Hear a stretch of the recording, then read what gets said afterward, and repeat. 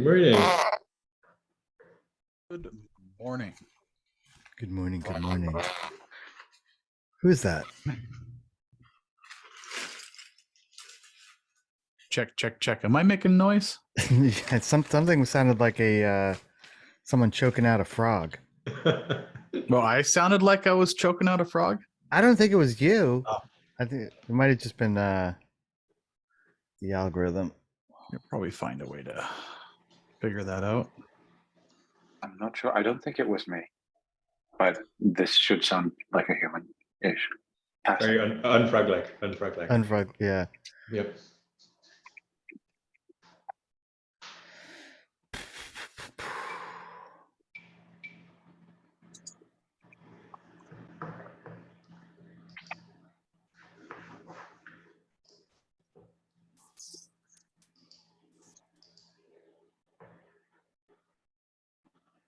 So Dre and I and Patrick had a call yesterday. Right, Dre?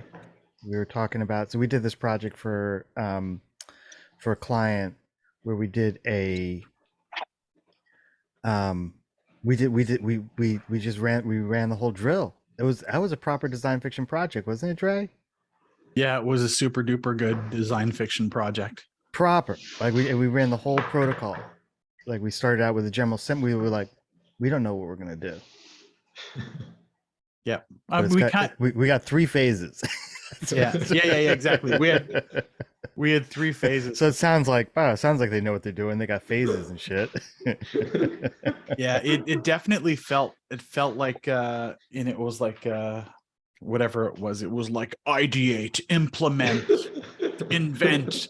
Like it was kind of funny that way, but I think that it made more sense than what I just said. But yeah, the fake it till you make it, where it's like, yeah, we know that design fiction in all its various permutations is a valuable tool, and they agreed to let us run with it, not even knowing what it was going to be. Like, we didn't know what it was going to be, and then we just came up with this idea at one point after having a general seminar, realizing everyone's got all these great ideas. All this is so generative, and it's like it would be really hard to create a single piece of design fiction. So we decided, yeah, let's make a magazine, and then that way we can just fill it with all kinds of design fiction ideas.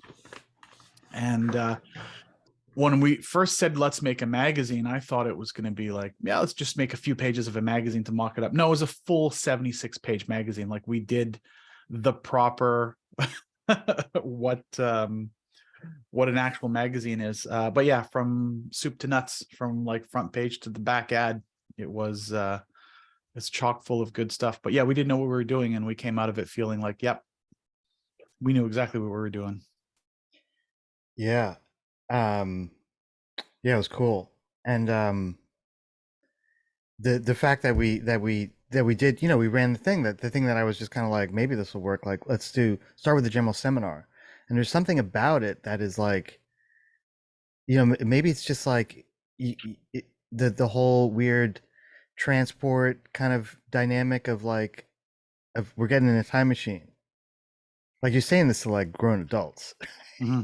But they just, somehow it works. I did it with another client that I did a design fiction project where we did we got like 30-year, like master performance chief scientists kind of people who are, just, I'm the chief scientist for this thing that has implications globally. Like one of these megacorps that you never hear about, but somehow they like sponsor symphonies. You know what I mean? Like that level of like, kind of like, what is it? It's just it's a company. Is it a company, or is it just like a thrumming intelligence? Yang, yang, yang, yang. Anyway, so we did the whole thing, and so that while we're doing the thing, while we're doing the project for this client, we're just having a ball, like little points of like the normal kind of stress, like, oh fuck, what, fix that, and really, and a great client, I would say, overall, wonderful. And then when as we're doing through it, it's like we're just kind of like looking at each other. It's like, as we're working, tap, tap, tap. I don't know, I think this is a thing. Like, do you think this is a thing? Like, magazine from the future? Like, is that? Yes, I think it's a thing. Okay, tap, tap, tap, tap, tap. This is going on for weeks, and then we're just sort of saying like, no, I think this is really a thing. I think just like actually saying like of all the different ways in which you can do, usually like the academic in me wants to keep it open, like don't say what it is, you find out what it is, you design the way in which you do the thing, you said all that kind of stuff. But at some point you're kind of like, I don't know, like you could just say like it could just the difference between the world where they're just like, let's see if it makes sense, where like there's no variations in cereal, it's just cereal, right? Or actually there are all these different kinds of cereal and you can identify the one that works best for you. So it's just like maybe there is a thing where it's just like we do magazines from the future. And so we started thinking, so of course I check, it's like, oh, word, magazine from the future isn't registered as a domain. So like, let me get this for 99 cents a year. Because no one else is like, that's stupid. They're just like, who wants that domain name? So you kind of, it's like, okay, well, are we going to do this? Like magazine from the future? Is that going to be like, should we build out another wing of the near future lab? Hey, Isabella, should we build out another wing of the near future laboratory? Because there was that new wing that they were building up, but it was just all kind of covered in tarps and stuff. Like, let's give that to the magazine from the future team. Give them 2 floors and a kitchen and some office supplies and see what they can do. And so we're like, now trying to build out this magazine from the future.com thing. We told ourselves like we'll have the website done by the end of the year. I think we can do that. Just get something to stand in for it. And then they did take the good swivel chairs. I know they've been working late, so they're kind of like roaming around the halls, with flashlights, like what can these assholes over here, let's just take this. And all the pop chips from the 7th floor, they get the good pop chips and the fancy sodas. So we had that call and it was supposed to be like 60 minutes. It went for like 90, right? Because we're just like we're this is a thing, and thinking about Dre's doing all the good work of like, okay, what's the business model? And me, shitty businessman, I'm like, you don't need one of those. But maybe you do. This is good. So we're doing that, and then it's like it's kind of amped and excited. And it's like, oh shit, I got a call at the top of the hour in a minute, and so we're like just trying to finish up, and then we sign off, and then so I get right onto my next call. And it was just like one of like the coffee calls, and if he's listening, I totally apologize, but I was just like, I mean, my mind was just elsewhere. I was like, I don't know what this call is, but I'm just gonna get on it. And fella pops up on the other side, like I was like, this is gonna be great, like bright, nice, kind of like smiling face, like, hey Julian, nice to meet you. I'm like, hey, and we're just chit chatting about stuff, and then he says something where it clicks. I was like, oh yeah, this is the fella who has the skateboarding company, who pinged me, in a wonderful way. Like he's like, hey, I'm not sure how to get in touch with you. Like, and I need to fix this. It's like a bunch of links are broken for joining, for signing up for shit. Like the maintenance department has just been like asleep at the wheel for managing the links and all the different wherever they are. And so he's like, I just decided to send you an email. I was like, that's great, perfect. Like, let's grab a coffee. Sorry about that. Let's grab a coffee. My apologies. And so we have this call, and we're talking about kind of like, he's talking about like the skateboarding stuff that he does, and pretty soon it's like kind of sluices into this conversation about like for this other company he works for, he's like looking to do for a magazine for the future. So I'm like, man, what the fuck is going on here? Like, is this like some weird Jedi shit, or like am I effervescing like magazine from the future vibes? What did this happen yesterday after our It happened call? yesterday, right after our call. Whoa. Yeah, he's in our Discord. He's Daisy. He just joined. Amazing. That's great. Well, you know what? I think the initial general seminar that kicked it off, and I think that it was was it David that said, yeah, get your mind into playset. Like the idea of getting a bunch of grown adults, a lot of them, engineers and business people, and telling them that we're going to get into a time machine, this janky time machine, and travel to the future.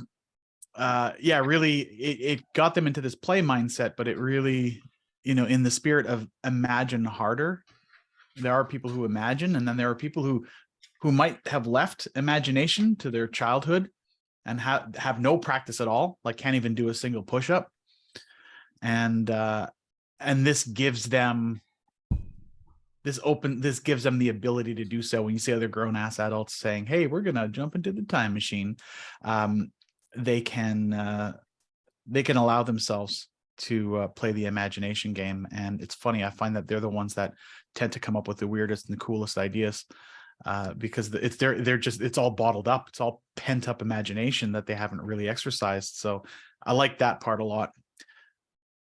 But one of the things that I really loved about the magazine itself was because we could put so many different things in the magazine, like a world was built ad by ad and article by article. Julian would make an ad about a thing, and then we had this idea of like, oh, let's do like a as seen on TV, but in the future it's like as seen on Twitch. Cool. I make a sticker, we put it on the battery bomb or whatever the thing that he created, but then the thing he created ends up mentioned in an article somewhere that we write later on. The as seen on Twitch sticker shows up on some other products. So you can start to see how the world becomes interconnected, and there's tiny little overlaps here and there. And yeah, the idea of design fiction as a tool to allow yourself to build a world based on how you're interpreting these things, and then being assisted by a magazine that does some of that world building for you, because we're figuring it out. We're inventing it.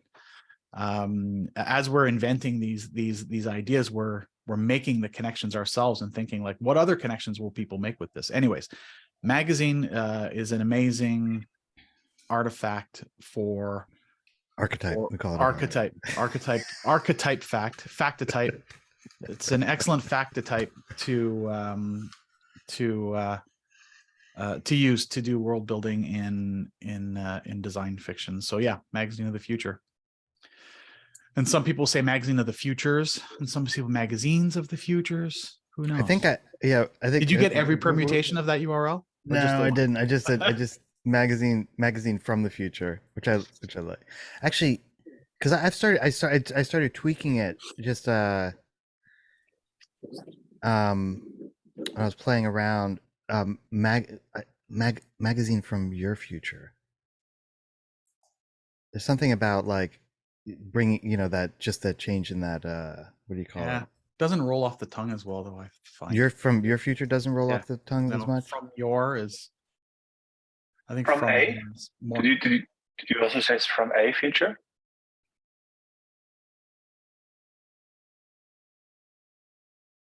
The reason I this, I've got no, it was just it's all instinct, right? I didn't do any kind of focus group testing or something, but you know how like a year ago when we were having those chats, we were talking about with the purpose in the Near Future Laboratory, we make products from the future, which I really liked because it's so kind of it's fun in a kind of like a beautiful juvenile way, and also kind of a little bit confusing. Like, wait a minute. I could see if you were a company, you can make futuristic products, but like from the future, like what the fuck are you talking about? Who are you people? And so I just in my head, I've been just like changing the pronoun to from your future. It's kind of crazy. Like you're kind of doing you're building the branding like as you're actually no, change the logo on the side of the airplane while it's flying.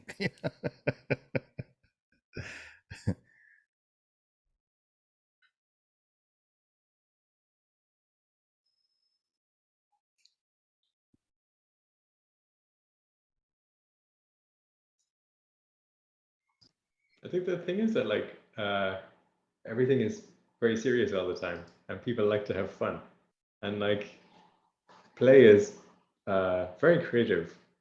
So it's giving people the permission to play like that by itself is already a very interesting and useful thing to do. Hmm. Like I remember those John Cleese like business talks about like how it's like there's no downside to being funny in your business communications. The problem is business people aren't funny.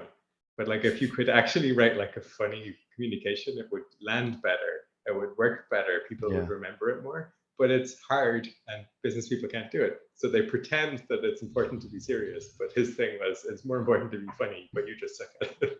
And I think the same thing with like playfulness. Like it's really important to be playful, especially if you're trying to do creative stuff. But yeah, like Trey said, like some people, they left this behind in their childhood, and so they're I hate doing. Oh, I want to see that. That's Yeah, good. of course, Julian's got a book about it. What's Humor seriously, all right. Yeah.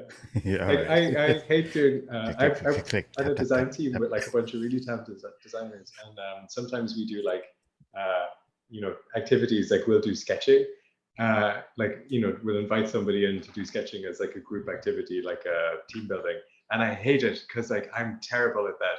And I stopped sketching when I was a kid, really. And all these people are like semi-professional artists, and so like they're holding up this stuff, and it's like you could hang it in a gallery, and I've got like the 6-year-old pencil scribble, and I think it's a bit like that with like being playful. Like a lot of people, they're embarrassed about it, they haven't practiced it, so giving them the license is already like a huge value. It's funny that you mentioned that, because I'm paying attention to a lot of this AI controversy with the artist uprising, with ArtStation posting this "Say No to AI" thing. And one of the thoughts that I wrote in something was the idea that like artists are gatekeeping expression from the talentless.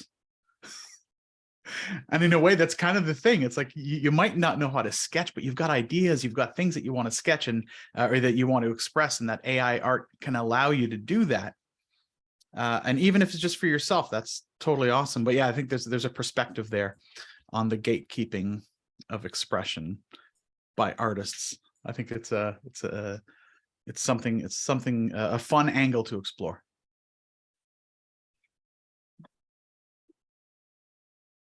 Yeah, I've seen some creative coders panic about it as well, but then some people who are better at writing kind of characterize like the fact that AI, by like the kind of AI that's working right now, by definition, doesn't have the ability to be original because it's just kind of merging various data sets.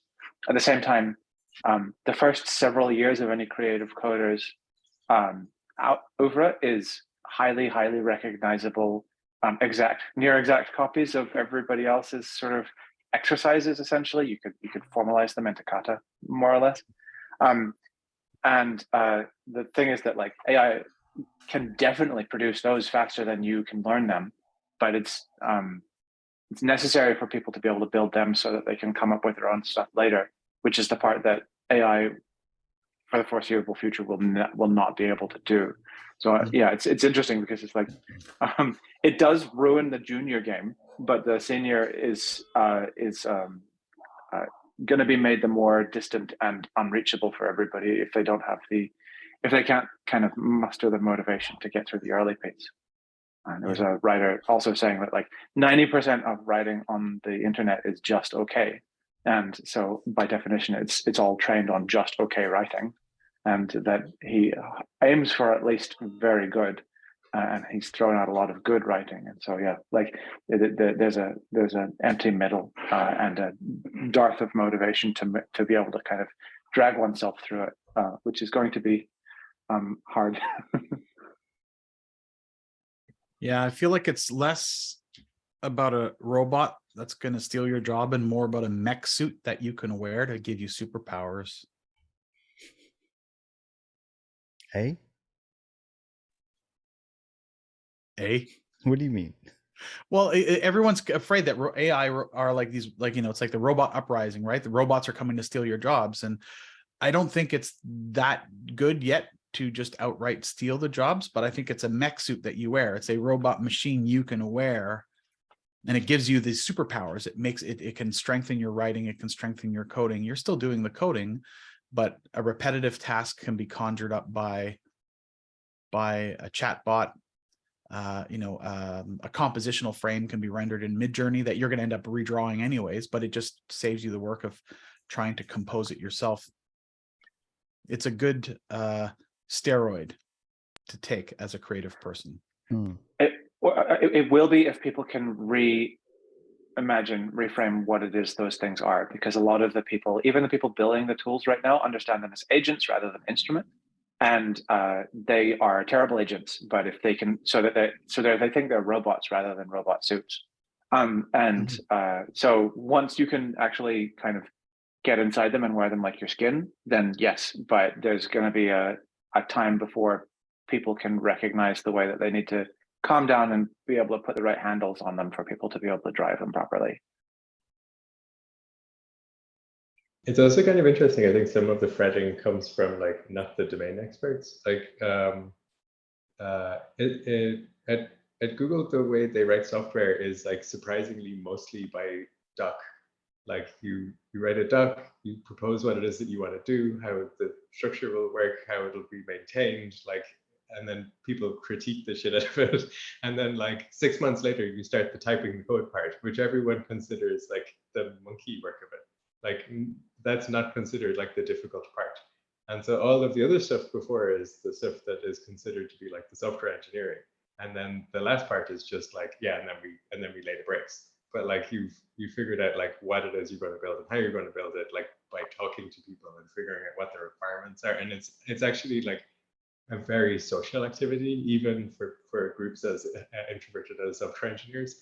And like I don't know how you would agent that, like that part. And if you were able to turn the output of that into like, and now something else goes and does the typing, I don't think anybody would really mind. Yeah.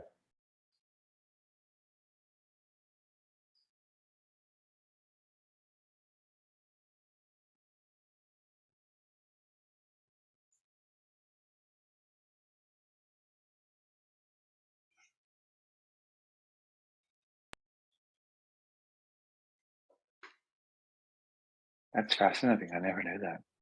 That's yeah. I'm not familiar with a place in Apple where that's the approach.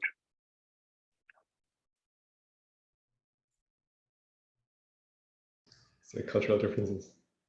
I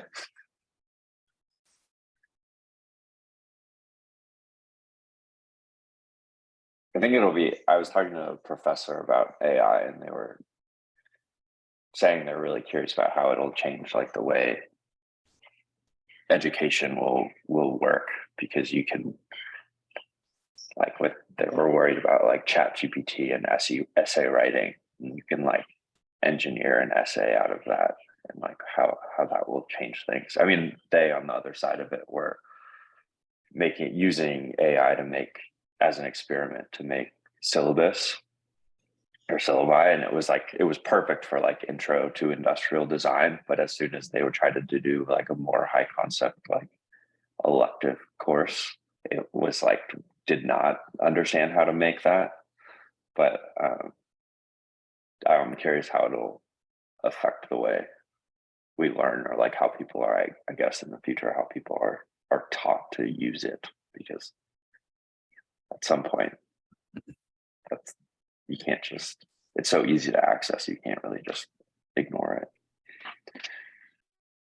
Yeah, at first, David, when you were saying that Google works by writing a doc first, I have to admit, I thought you said duck. And people talk about ducks in game dev and other places as well as a convenient distraction for directing critique, starting from the video game Battle Chess for Amiga 500.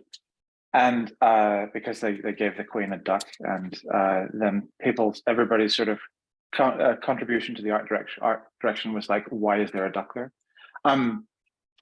And I also agree that like AI generated stuff is excellent at creating those ducks, because because it's, again, often easier to comment on and critique and friend things once you, that's right, that's the one. Once there's something extant, then it's much easier to sort of like see what your preference is in relation to it. So yeah, I thought that was funny. I also heard the word duck, but I thought it was like the rubber ducky thing that programmers do, where you have I have an actual rubber duck at my Yeah. desk at work. yeah, most of my programmer friends have a rubber duck on their desk as well, and I just thought, oh yeah, of course you explain your code to the rubber duck, and you would just explain your code like you would to the rubber duck as a proposal, which is kind of what a doc is, right?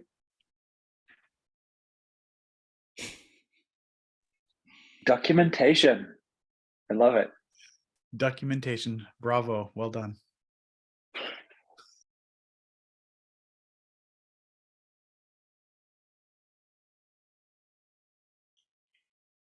As far as the essays thing, I was having a conversation with a teacher friend of mine who was using GPT-3 to grade essays, paste in a student's essay and say, tell me what you think about this.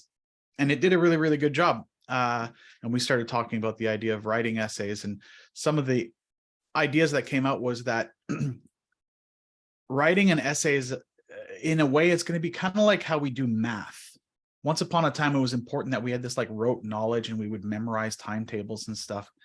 And now it's just more important that you understand the formula. By understanding the formula, you don't need to memorize the results if you just understand the formula. And I think that with writing, there's a certain amount of that. Not to say this is all of writing, but in the case of an essay, when you're trying to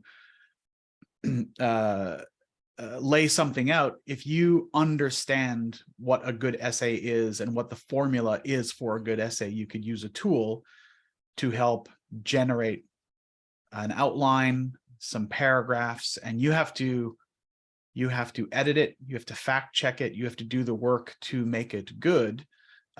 So when you think of essay writing using ChatGPT, the same way that you'll use a calculator in mathematics, that's one way of looking at the evolution of writing, because I think that might be what it is, which means more people will create more writing, which is a great, people that might otherwise not write will now have the ability to just write more than they normally would, and that just accelerates writing in general.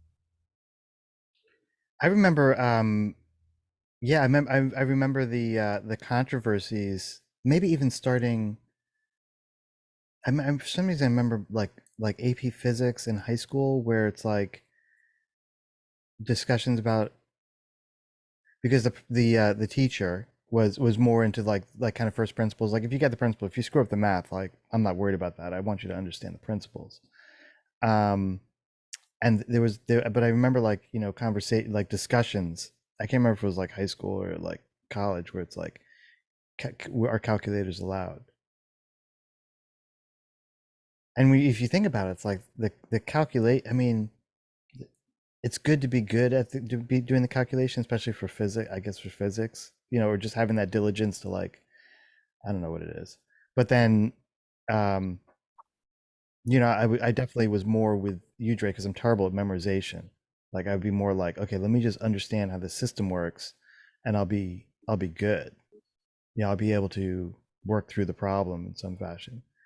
Which is, how's that related to like Chat GPT? I had friends over for a dinner party, and their daughters in junior high, I guess, and she was working on a book report in Chinese. I was like, whoa. And so I was joking with her. I was like, "Have you heard of Chat GPT? Like, we could get this done, get back to dessert in a minute." And her mom was like, "No cheating." And I was like, "Is it cheating? Let's talk about it. This is interesting." I get, at that first stage, it feels like it could be, right? But I've had a couple chats with Chat GPT for some stuff, and what it came back, and I was like, that's no good. I can see that that's no good. And your last sentence is like always overall, like, because you learned that principle of like, summarize everything you said in the last sentence. Overall, what I just said is exactly what I just said. You're kind of like, stupid thing.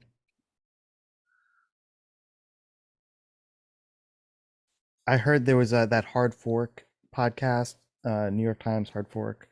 Yeah, that's a great podcast. Yeah, I was listening to it the other day, and they were talking about ChatGPT. Oh my God, ChatGPT! Like, and it was fun to listen to, and everything they said was resonant.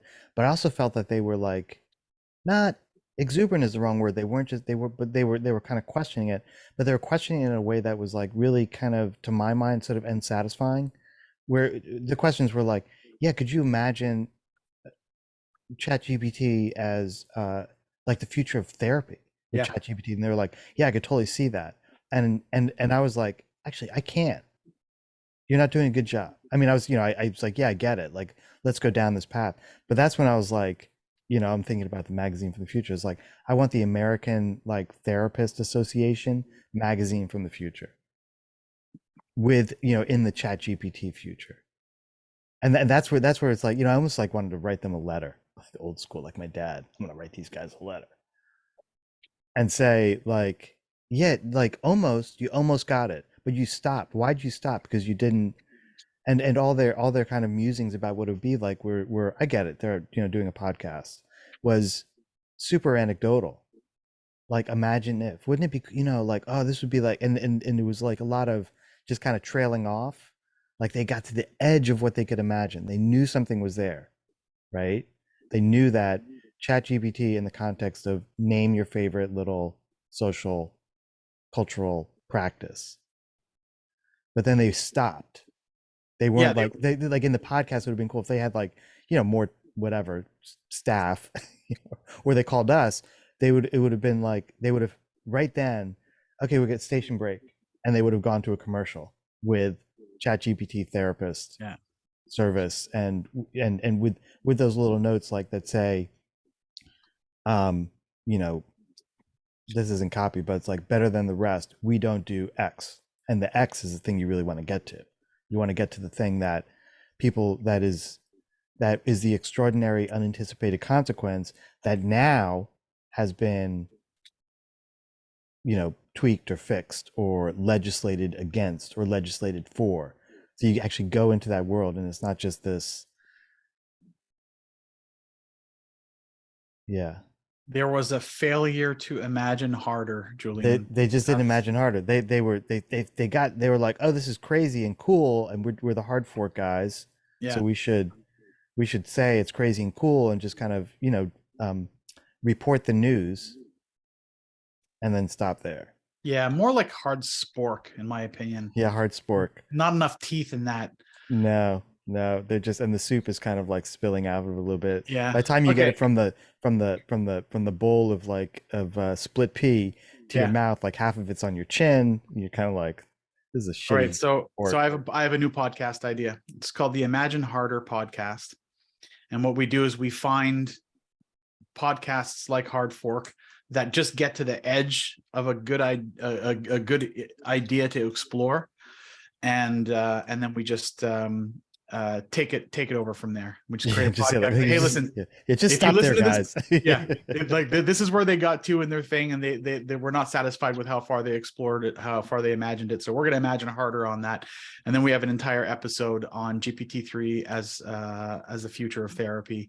Yeah. And we just basically make a general seminar around it, record, and I thought when I got to where I was going, listening to the podcast, which was the new fried chicken place, I just sat there. I was like, man, that would be a great general seminar. And I was psyched to do it. And I just looked at the calendar, and I was kind of like, kind of holiday time. But I would do that. Like I think a ChatGPT general seminar would be hot. I think it would be hot. Yeah. Should I do it anyway? Do people care that it's holiday time? Maybe they're like, I got nothing to do. It's holiday time. Yeah, I'm a stocking stuffer. Yeah, stocking stuffer general seminar. Yeah, it's worth it just for that. Yeah. So I just heard one of my favorite podcasts. Maybe other people listen to it, but How Did This Get Made?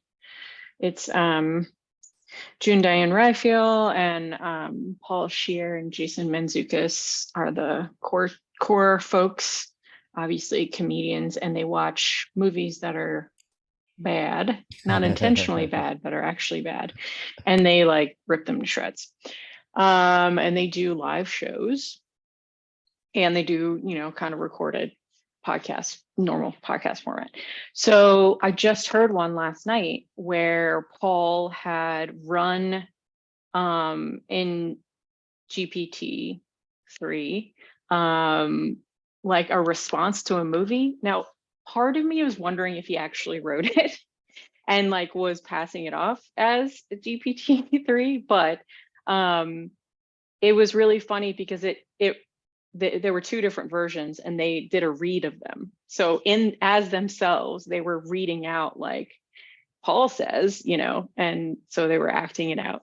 And there were certain things that have emerged over the like decade that they've been doing this podcast, like just like kind of patterns that have emerged, where Jason is like overtly sexual, and that's always a joke about like how he's reading into things. June is always worried about any animals involved in any movie, like were any animals harmed, blah blah blah. So these elements go into the script, and there's a pattern that emerges in both of them, where like June turns to Jason and is like, "Oh, Jason," and it's in the chat GPT-3. And so they basically fit. The reason why I'm mentioning it is because they read both of these out, and I was like, I can't believe they're dedicating so much time of this live show to this like reading of AI, written dialogue. But they did, and at the end of it, they were just kind of like, oh, okay, cool. So it knows our patterns or whatever. And it was just kind of like, wah, wah. Like it wasn't that interesting. And it was pretty much acknowledged that it was mediocre, right? Just like we're saying. But what it did do is it clearly identified like these patterns that if you thought about it, you multiple people as a group or even an individual will be like, oh yeah, these things often happen. These are patterns that reoccur in the podcast. So I guess all that to say, that's what you would get if you wanted to do that for the podcast. It would be like you could unearth like the tendencies that you have, but that's basically it. Julian, you're asking a question. Oh, David, you got to see the live show. That's great. Do they show clips of the movie or something? They just do their bit. They do both. They do both. Their bit is like an hour long, and they do show clips. It is uproarious. You should totally listen to it. And so in the live show, so live, you mean on a stage? When you say Yes. live, is it like, do people actually go to a venue kind of live, or? Yeah. Yeah. They do it in LA. You could literally, they have like a home Oh. theater in LA, basically, but they have a relationship with the theater. I mean, Yeah. yeah, it's good. Speaking of live, unrelated but semi-related, because went to see comedy at the Largo a week or so That's ago. it. Oh, do they do it at the Largo? Yeah. Okay, that makes sense. Yeah. It was Judd Apatow doing it was like a charity thing for comedians who aren't making Judd Apatow money. But I mentioned that because Norman Lear was in the audience. Do you guys know who Norman Lear is? Do you know? He did all the shit back in the day that I kind of grew up with in over-the-air television. Jefferson, Sanford and Sons, Good Times, All in the Family, like all the classic 70s. The dude is 100, and he was doing bits from the audience. Like he wasn't on stage. It was just like, oh my god, Norman Lear's here, that kind of thing. Like they saw him, and people were like, what the fuck are you talking about? Like, guy's still alive? And yeah, 100 years old, and belting out with a voice of a horse, like bits back at them. Hey Norman, how you doing? It's like all he has to say. No idea. Never even been close to 100. What are you talking about? It was so good. It was so good. It was amazing. Like an icon.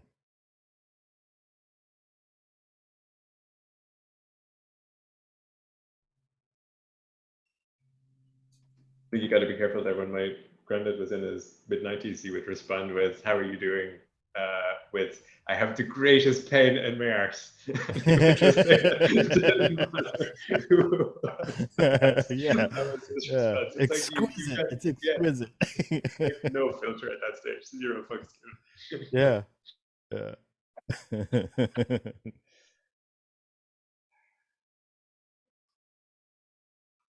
um, so I have this there's a list for these 4 books that I want to do. I've almost got the first one done. I've sent it to the printer for a test. It's the and I think that it started out as like I wanted to make a reader's guide for the manual of design fiction, which I just think is funny. And I was like, actually, this is kind of fun. I'm liking this, and so I did that. And yeah, it's like cliff notes, you know. And I was thinking of like, should I go full on cliff notes? You know, it's still kind of up in the air, but I'd sort of like, I don't know. Anyway, but then I want to do Isabella. I want to do the archetype book. Same idea, and Yes. what I'm liking about these is that as I'm leaning heavily as a kind of graphic thing, because when I started doing the artifact book, I started writing like, yeah, I started writing. I pulled my PhD off the shelf and I put it next to me. I started writing like, you know, prose. And I was like, this is, you know, I could see this working, but I was also kind of like, do something a little bit more fun and challenge myself, like, you know, technically. And so I started just playing around with doing it more. I was sort of channeling McLuhan, you know, like, can I do like a graphic, you know, like, can I do this effectively? I'm not saying that I did, but it was just a fun kind of creative challenge to like kind of get in there. Like, how do you work with image and text? And then, you know, like pulling other references off the shelf. And Do we get to see a sneak peek of the artifact one? Do you have the a, artifact one. yeah, the one you just sent to the printer? Yeah. So this is what did I do? So the way it went like is this. My God, so many windows. What the heck's going on here? So I started writing, right? And so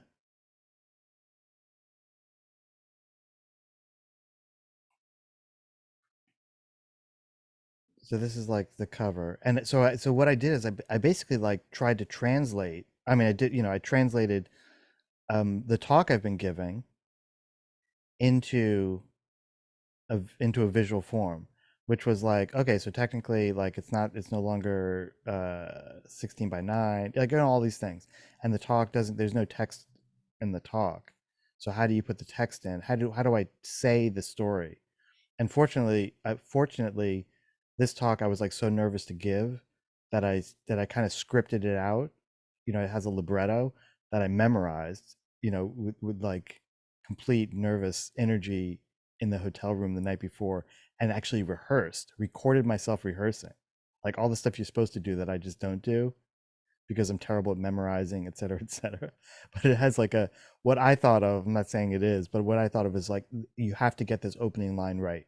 If you fuck that up, everything is screwed. And so I had to memorize this opening line. And literally, as I'm sitting like at the, you know, these stairs, and the one production guy is sitting there ready to pull the curtain aside kind of thing, I'm like, fuck is going on here? Like, where am I? This is nuts. I'm sitting there looking at my phone like, wait, what was it? Okay, got it. But wait, what was it? It was nuts. Anyway, so translated that into yeah, the Reader's Guide to the Manual of Design Fiction, and then just recently, not in the one I sent, I was like, oh, actually, I want to do all 4 of these books. So part 1, and the subtitles, In the Future, What Was for Breakfast. Fucking around with verb tense. I like it. And then it starts with these, because I was like playing around with these other, I don't know, I was just, this stuff that you can't even explain. Oh, fuck, this is off. Oh, well, I'm not worried about it. I thought this was clever. Get it? Current mood, current modem.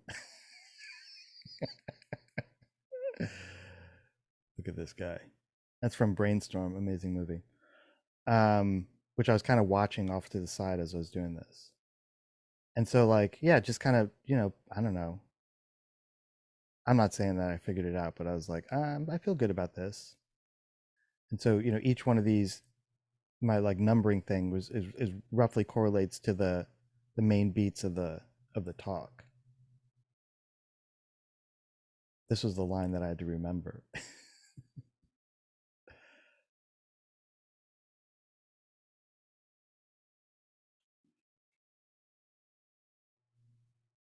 In things that are like cliff notes and readers guides, are you familiar with the Arden editions of Shakespeare? Now, what is it called? The art?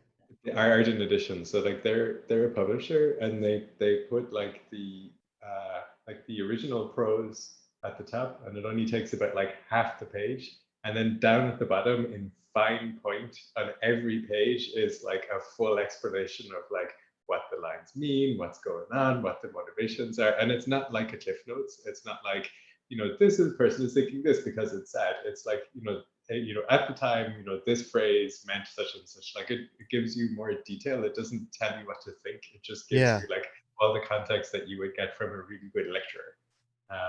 And so we That's kind had of those amazing. in high school. And so it's one of those things where like when the content, like when you could explode it up to explain to somebody into like twice the density, it makes me think of those. They end up being like big tomes because there's like so much extra writing in there. Yeah. But they're really interesting. Say it again. What's the name of the edition? Let me type it. It's like Arden, Arden. Okay.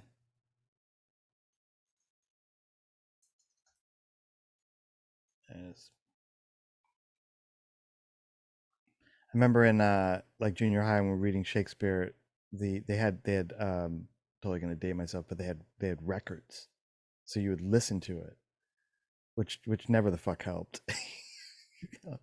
Hey, why are they talking that way? Just speak plainly, man.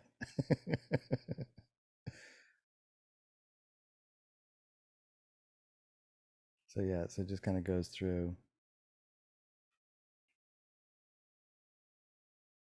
I'm excited for it. I'm excited for the series, and I'm excited that it's a little, it's a book,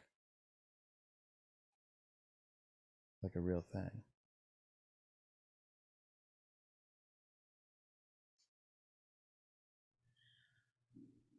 Yeah, so it goes on and on. So I want to work on that, something like that, Isabella, for the. I to don't mean continue it the series. negatively. I'm genuinely asking. Like What'd I you just say? noticed there's no women. I don't see any pictures of women. Oh yeah, there are. Okay. I didn't even get there. There's Oh, maybe that's another supplement. I was serious, like, because that is an aspect of Future's work. Like, we don't need to like deny that there's hardly ever women present because they often have not been able to be, they're always in the background. They're like behind the guys who are in the front, right? So I do think it could be interesting to have like another supplement. I wasn't being snarky. What do you mean? What's a supplement? Oh, I was thinking of these as supplements Oh, okay. to Yeah. the manual, Yeah. But it looks like Nick and David thought I was I was like really trying to dig under your skin or something, but no, nope. We went just to add to that. So in the actual manual, we were we were determined to kind of get that representation. So there's I mean, aside from Fiona Raby, there's a beautiful page with a quote from fuck, her name just went out of my head. Superflux.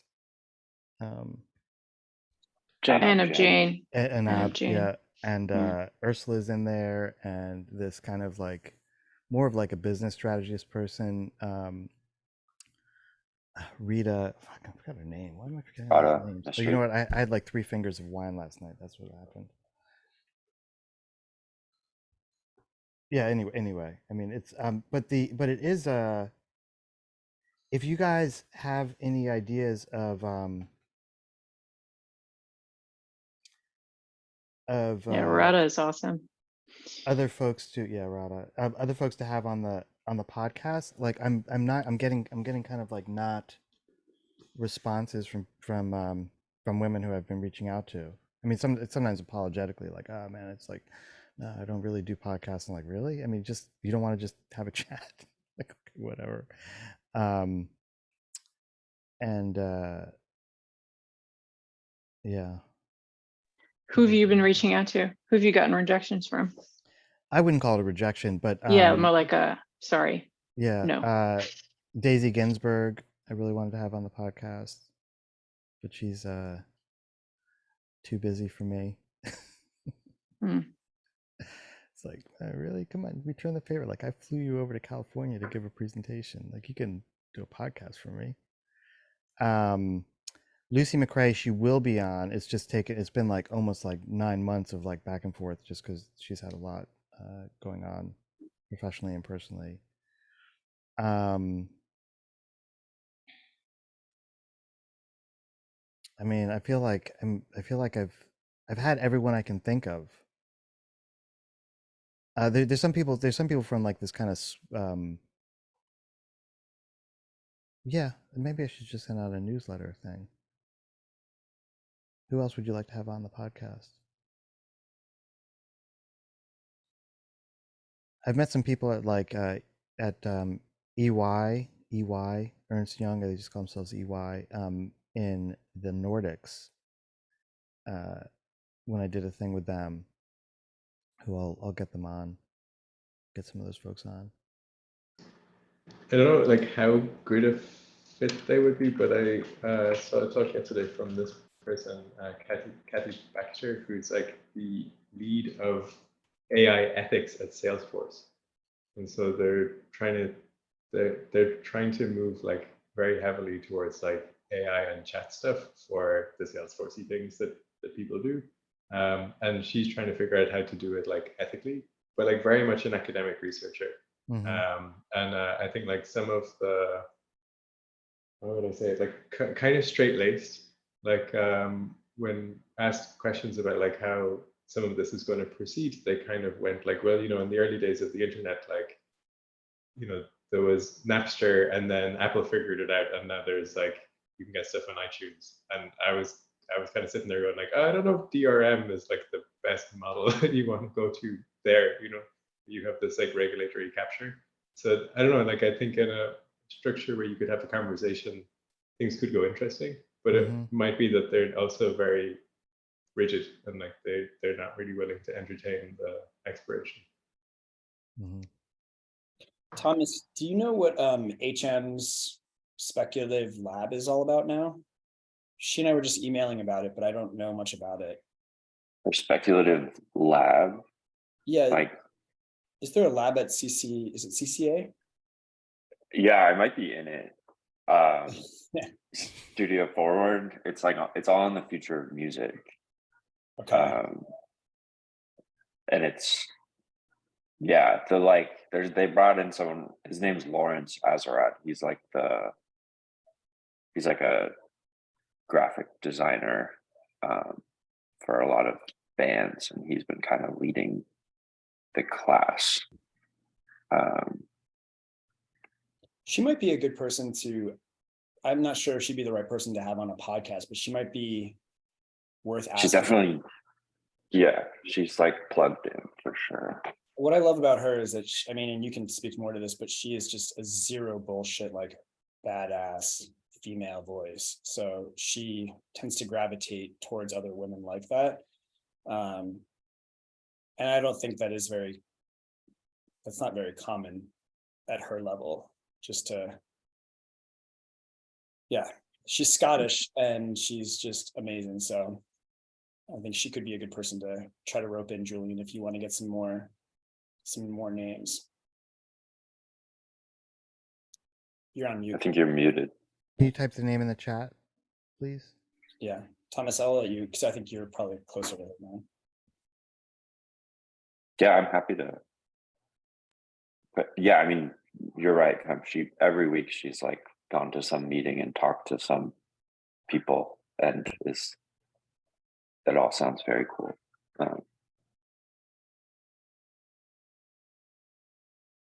Oh, Janelle Shea, is that her name? This person.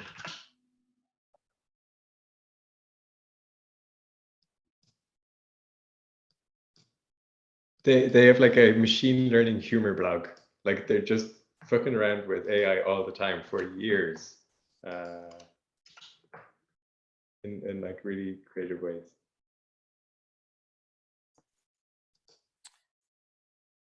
Cool. I'm emailing people. Hey, my name's Julian. I got a podcast. Yeah, you want to be on it? Maybe you could have AI write those introductions. Yeah. Yeah, I was just talking to someone. He had a ChatGPT write a email to his 96-year-old uncle that he's not inviting him to his wedding. So I think Just to not deal with the trauma. yeah, he was like, I don't know how to write this. So Yeah, load it all on ChatGPT. Overall, we don't want you to come to the wedding. No, I saw somebody who posted on Twitter that they use GPT to like chat with their younger self, and they found it therapeutic and healing. So like they Wild. took a journal entries from their when they were a kid. Now, mind you, these were like not, they're not super, I tried it. Like I tried it with something else that I had written, and I didn't find it to be so in my voice that I could believe it, but I could see how if you were seeking some meaning from it and you went in the headspace of, I am going to talk to myself, and you suspend your disbelief, right? Which we talk about a lot with design fiction, then you can get out of it an experience that is therapeutic, So she had a huge thing on instructions of how she did it that she shared. I thought that was very cool.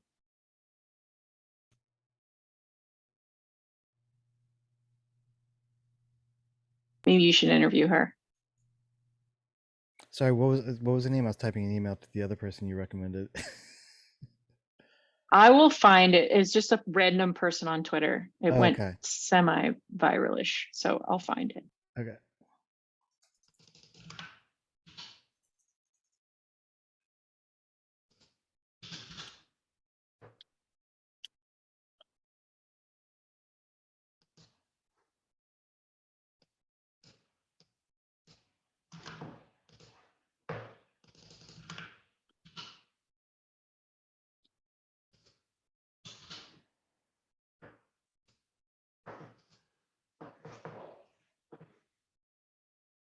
Is anyone in New York City next Tuesday and Wednesday, or Wednesday and Thursday?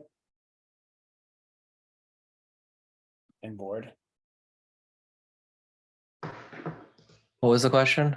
Is anyone in New York City? Oh, no. It's gonna be freezing. So. Is it freezing back there? I'm there, but this Southern California thing has really dug into me. So Ruined. if anyone has any recommendations, I'm gonna try to hit up there's like a Nick Cave Guggenheim exhibit. So if there's anybody else that has any good recommendations. There's the Virgil Abloh thing. I think it's still at the Brooklyn Museum. Oh, nice. I'm staying in Brooklyn, so Yeah. go over there. That's on my list for when we go back there. Like Nick Cave had like a double header in one of the modern art museums in Helsinki with Brad Pitt, and one of my friends like sent me a translation of the review, and it was basically like, yeah, the Brad Pitt stuff is fine, and Nick Cave is annoyingly good. It was a bit like I like begged him because he was at SAIC as the fashion director, and I like begged to be just around him, and he was like, I'm good. And I was like, okay, all right, cool. And then like I circled back to him like 6 months later, and just in case you're not good, and he was like, I'm Yeah, still you good. just flank him. Hey, just circling back. Are you crappy now? Because Yeah, bring some Danish and coffee over. yeah, seriously.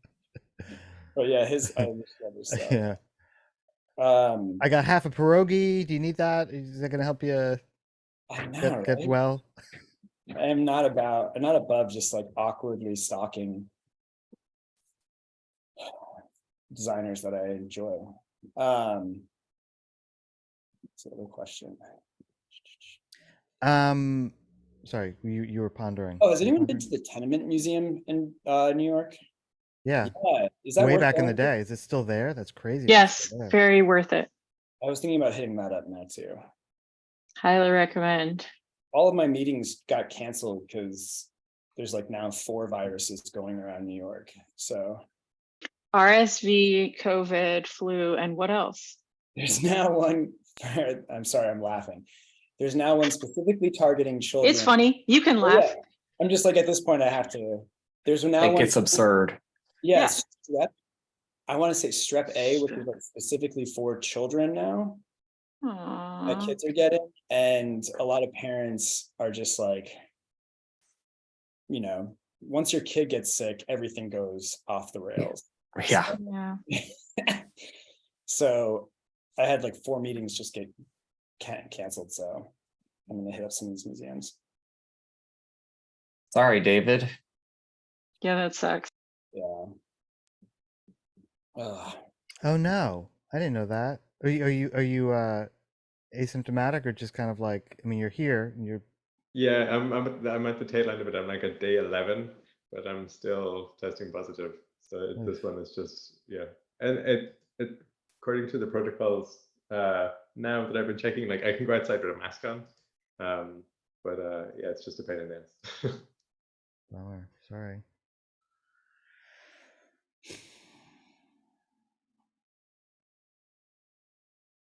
A hard time.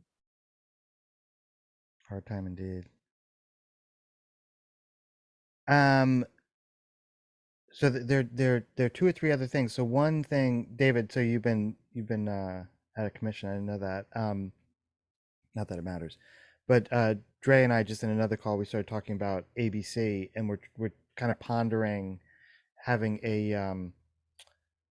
having just a when Dre and I have been working on a project, and we just said like okay, look, let's just book like a couple hours, just put the screen on, put some music, chit chat, and just kind of grind through what we need to grind through to yeah, just to get ABC Solarpunk to where it needs to be.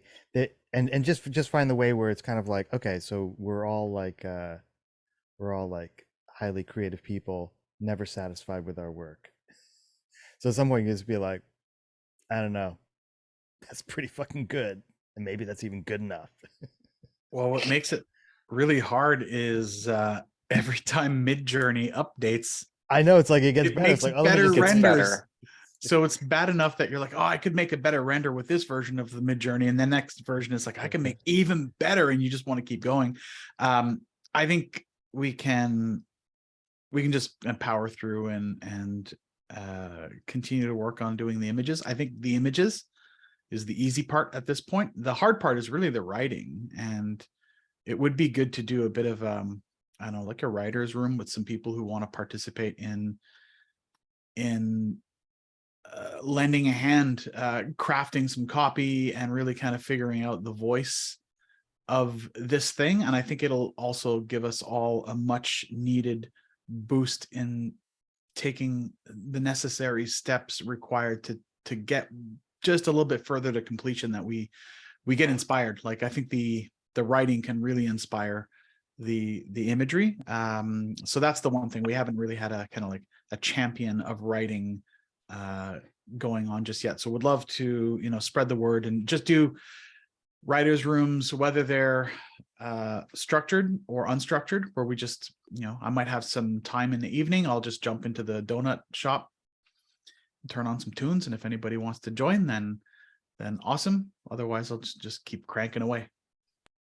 So like one of the places that I got stuck on, and I'm really glad that like it doesn't seem to be the part that concerns you, was like I tried doing the outpaging on some of the images that were the wrong aspect ratio, and I sunk like a salad weekend, like hours on a Saturday and a Sunday, both trying to make that do something decent. And it was kind of like the same as like trying to get Midjourney to do something, but like every outpainting segment was like that. And so it felt like very laborious. And so at that point, I was like, oh crap, like maybe we need to touch these up by hand or extend them. And subsequently, I've been trying to think about like, we brought it back from the future and it got damaged. And like, could we just have like some like treatment that we put on the edges if they're the wrong aspect ratio that's kind of like pixelated or something? It's like when we did the recovery, like there wasn't enough information at the edges or like some narrative way to kind of compensate for that. But that was the rabbit hole that I went into. That was like definitely just like sucked a lot of my momentum. So I think it's a really good prompt to get back on the writing. Yeah, do that. I love your idea of the damaged digital file as an artifact. I think it's pretty cool. I don't know if that's necessary. We can definitely do the outpainting. Like I like any trouble stuff, I can 100% jump in and just do the manual Photoshop work. But the because I can definitely do that. But a trick that I learned for outpainting, there's two things. The edges should be generic enough, like mountains and trees and stuff. As long as they're generic enough and it's not trying to invent things that are complex, you should be able to outpaint. But this trick works really, really well if you're using Photoshop, like Adobe Photoshop CC. You can crop the image and make it so that you're giving yourself empty space on either side, and then just use the content aware fill. And it'll just invent stuff on the sides, especially if it's just like mountains and trees and whatnot. It's already trained on that stuff. And Photoshop does a better job at outpainting than stuff like DALL-E does right now. And they're using neural filters and AI anyway, so it's kind of the same thing. Wild. Yeah. Just built right into Photoshop. I was trying to do that just this morning, and I was probably doing something wrong, and I was like scrambling. Plus, I had like half a glass of wine last night, so I was like, but it's kind of remarkable when you when it's The set stuff, up right. yeah, the stuff that Photoshop can do right now is really remarkable, especially if you have the guts to download the Photoshop 2023 beta, which I would recommend. If you do, don't delete the older version because the beta is very buggy. But just the compositing, take a subject from one photo and put them on the background of a different photo, and then use the harmonized neural filter, and it just analyzes the background and then just color corrects your subject to make it fit the background. That's kind of mind-blowing. How do you get Photoshop okay beta? If you go to the Creative Cloud application, Yeah, there should be a beta. One of the installs, one of the like app, there should be a beta version available. That's there. Got it. And then some of the magic appears in under the filters menu. It's called neural filters. Just turn on neural filters and take a look at some of the options, and you'll see there's like a face reconstruction. If you have there's a old photograph, it'll just repair old photographs really, really nicely without having to ever touch the cloning tool. And then there's another one that I think you can adjust the eye direction so that if someone's looking and pointing their eye in one direction, you can actually make them point their eyes in a different direction. So there's it's just kind of crazy what you can do with it now. Uncle Louie with the wall eye. Yeah. One of those painting. Was there a technique for that painting style where the eyes seem to follow you no matter where you are in the room? There's got to be an AI filter. Yeah. AI filter. Ah. Sorry.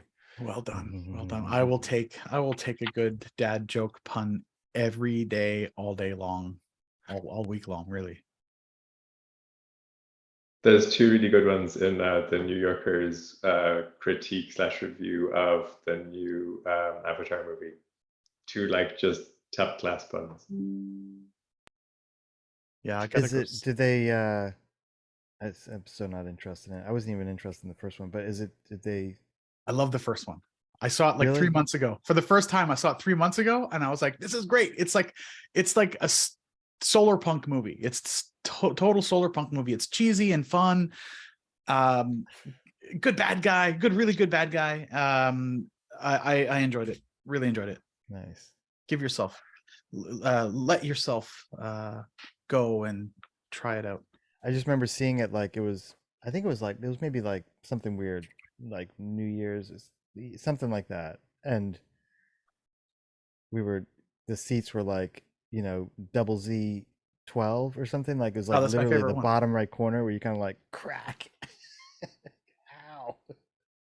That would be hard for that one because it's all about the visual stimulation, Yeah. and then the Fern Goldie story is secondary. I think it needed more of the Fern Gully Bogans. I mean, it obviously needed those two actors, Robin Williams and Tim Curry. Tim Curry. Yeah, I mean, it would have been so much better if it had Tim Curry. Tim Curry is actually a wheelchair user as well, so they could have cast him as the protagonist. Mm-hmm. That would be weird.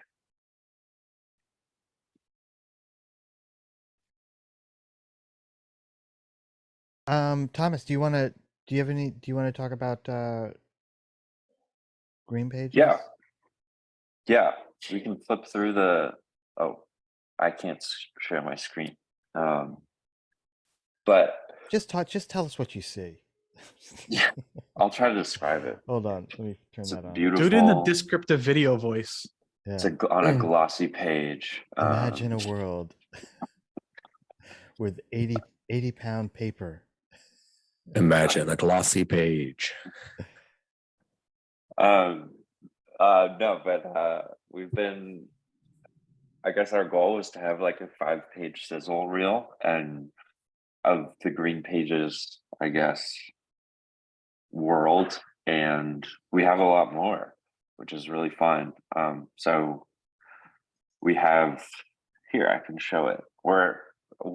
We have a great idea for a cover, which will happen soon, but we'll get into the meat of it. So we have a lot of ads that touch on different things. The one on the left is like Julian made, and then the one on the right is a movie ad that we also made. But a lot of our stuff is kind of touching on, I guess, how AI or technology could affect the production process. So the one on the left is like a digital assistant or an AI assistant that replaces, I guess, the PA in a way. Am I touching on that right, Julian? Yeah, I think it needs a little bit more work on the copy, but basically Augie Wolleman's I don't know, he's a film guy, and he uses Adobe ShotDoc that kind of manages production, but it's actually like he's saying, like, I don't know, like something with Will Ferrell playing kind of Jeff Bezos and Kevin Hart, and Kevin's like mom got stuck in the metaverse, and then the thing just basically starts scamping the whole thing out. It creates the pitch deck, the sizzle reel for the pitch meeting that he's got, and he just talks to the thing, and the thing generates all the stuff and then keeps all production. And so I still need to figure it out, but there's this thing like it does all the previs, but it literally does the script writing, and maybe there's a little bit of refinement. It helps the editor. So he gets to look as contented as he does and doesn't get stressed out. Matter of fact, it takes up so much of the grunt and stress of doing film production. He's doing six or seven features a month. And so in my mind, that was like, obviously that's ridiculous, but that was like, now the world actually needs that amount of content. Because like I'm sitting here and it's like, really, there's nothing new, and I'm looking at like 47,000 possible things I can watch across. And they're trying. And Netflix is like, we just got to just keep going. Whatever you got, it's good. And so with ShotDoc, he can fulfill the pipeline. And still enjoys, you know, his oatmeal breakfast without being stressed out. He just talks to the thing. Yeah, and then we have this article from Florian on the line that I think as we move forward, this is like the one article. I think there should be like maybe 3 more. But a lot of, I guess, just advertisements poking at like what the future of cinema could be. And then the articles give like a deeper look into it about kind of like the culture surrounding the future of filmmaking.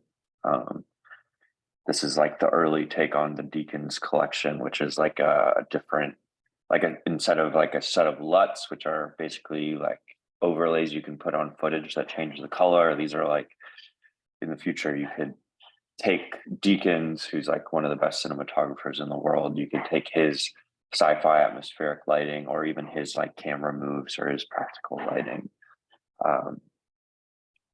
So I think a lot of our ads are getting into like how the filmmaking process can change in the future. And yeah, I think there are more movie ads as well, like Pilgrim 16. But I think like that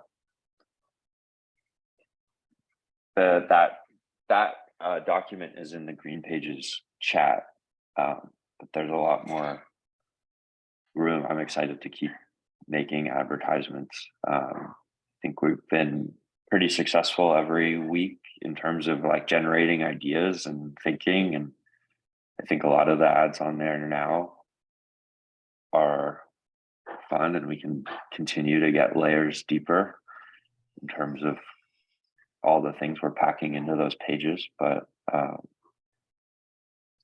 yeah, it's been a fun process, and I'm excited to get deeper into it over the course of the break. And I think I'll encourage everyone to come to the Green Pages Writers Room meetings, because I think they're pretty fun, and I think they're a really great way to get started just making these pretty simple, like 1-page ideas of where filmmaking could go. I think as we do it more, I think we've been like feeling deeper and deeper into our ideas. So that's been really fun. We're playing with the kind of final actual printed version, which we're thinking about putting into a DVD case. And then you open it up and the magazine would be there. Go ahead, Dre. I was gonna say, I mean, thanks for going through all that stuff. I like that this is us focusing the microscope on a very specific industry, and there's a lot of kind of inside talk and inside language going on in there. And I think we're looking at American Cinematographer magazine as inspiration for that. What I wanted to do while we're talking about this is we're talking about, we want to create a bit of a brand around Green Pages, because I think that being able to speak to the movie industry on the regular is a really important thing to help develop kind of a foothold on being able to help them do design fiction and think about the future. So I've been working on a bit of a logo thing, and I'm really early on, but I thought maybe while I have everyone here, I could do like an early peer review and just get some early thoughts, knowing that I'm at the maybe 10% mark for logoing. I'm going to share my screen. So stuff like fonts are Oh, I get it. yeah, okay, yeah. I love it. Okay, so I've got a couple of different options. So like, I'm trying to borrow the idea of like sprocket holes from film, but Blackmagic Design does have a kind of a sprocket hole thing, so that might not be the right thing. But I kind of like the technicalness. I think there's something kind of fun about that. Another one is this one, thinking, okay, what if it's typewriter font, which is very classic. Courier is the font that's used in in 12-point Courier is used in screenwriting and so we do typewriter font and maybe embellish it with like a highlighter thing, and that becomes the look. And I like the idea of not ever showing the color green, even though we call ourselves Green Pages. I think there's something kind of neat in that. So we specifically use like a yellow highlighter. What was another one? I was like, do the clapperboard and put the two things together and just do some kind of playful, almost kinetic typography. This is just a type experiment, just finding one of the letters that they share and just kind of stacking them and just trying to create something that maybe over time becomes iconic. I think it's too playful. Then there was just a very blocky shape, just using squares. So this is one version of using the squares. And then I thought another version is just round the corners and find a complementing typeface that has rounded corners, and it just becomes more of a stamp. Like you could just use it without the type, and it would work. So that's an early thing. And then I started working of like the idea of a page, but I got bored and I stopped. So that's kind of like early first round where I'm at. If any thoughts, ideas, other movie motifs that I'm missing, I'm obviously missing a lot because this is literally scratching the surface of the surface. But yeah, any thoughts? Happy to incorporate that in what I'm doing here. I have a question for clarification. Yep. Why do we need a logo, or why does it need a logo? Does it go just on the magazine, or sorry, the document? I don't know what you guys call it. Catalog? Maybe magazine. I don't know, like something. Yeah. Journal, trade journal, or something. Yeah. Like kind of Trade like journal. American Cinematographer has been like one of our references. That's a magazine, right? Yeah. American Okay. Cinematographer is a magazine. Yeah, like and Variety magazine would be like another example. That's probably Right. a little bit more mainstream. Uh-huh. And we're using kind of like the magazine archetype in terms of it's got ads and some editorial and so on.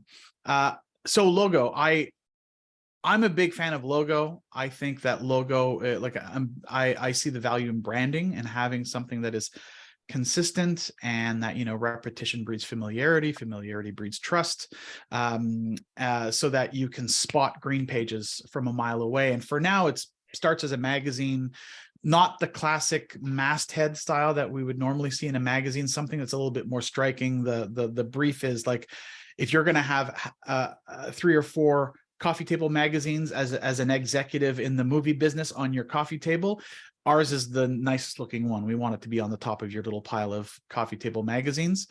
And also, I think that the idea of Green Pages as a magazine is just maybe one of its facets. I could see Green Pages, it could potentially become a consulting, like a design fiction consulting arm. So that's another reason why I think a logo is good. Do we have to build another wing? Yeah, another wing. With its own entrance? Yeah, it's not, I mean a shared entrance. I think it is a shared entrance. Okay, I can see that the marble wall behind the platoon of receptionists, right? Yeah, because we got like 6 or 7 receptionists, has like all the logos for all the subsidiaries. Yeah, it'd be It's cool like to go maybe build like a basement. Yeah. I You think know, like when you walk into like a media empire, they'll have like all the logos for all their their 743 channels, and then there's also the magazines and the airline. the best empires not only have a wall of logos, they have like an IKEA bookshelf of dioramas.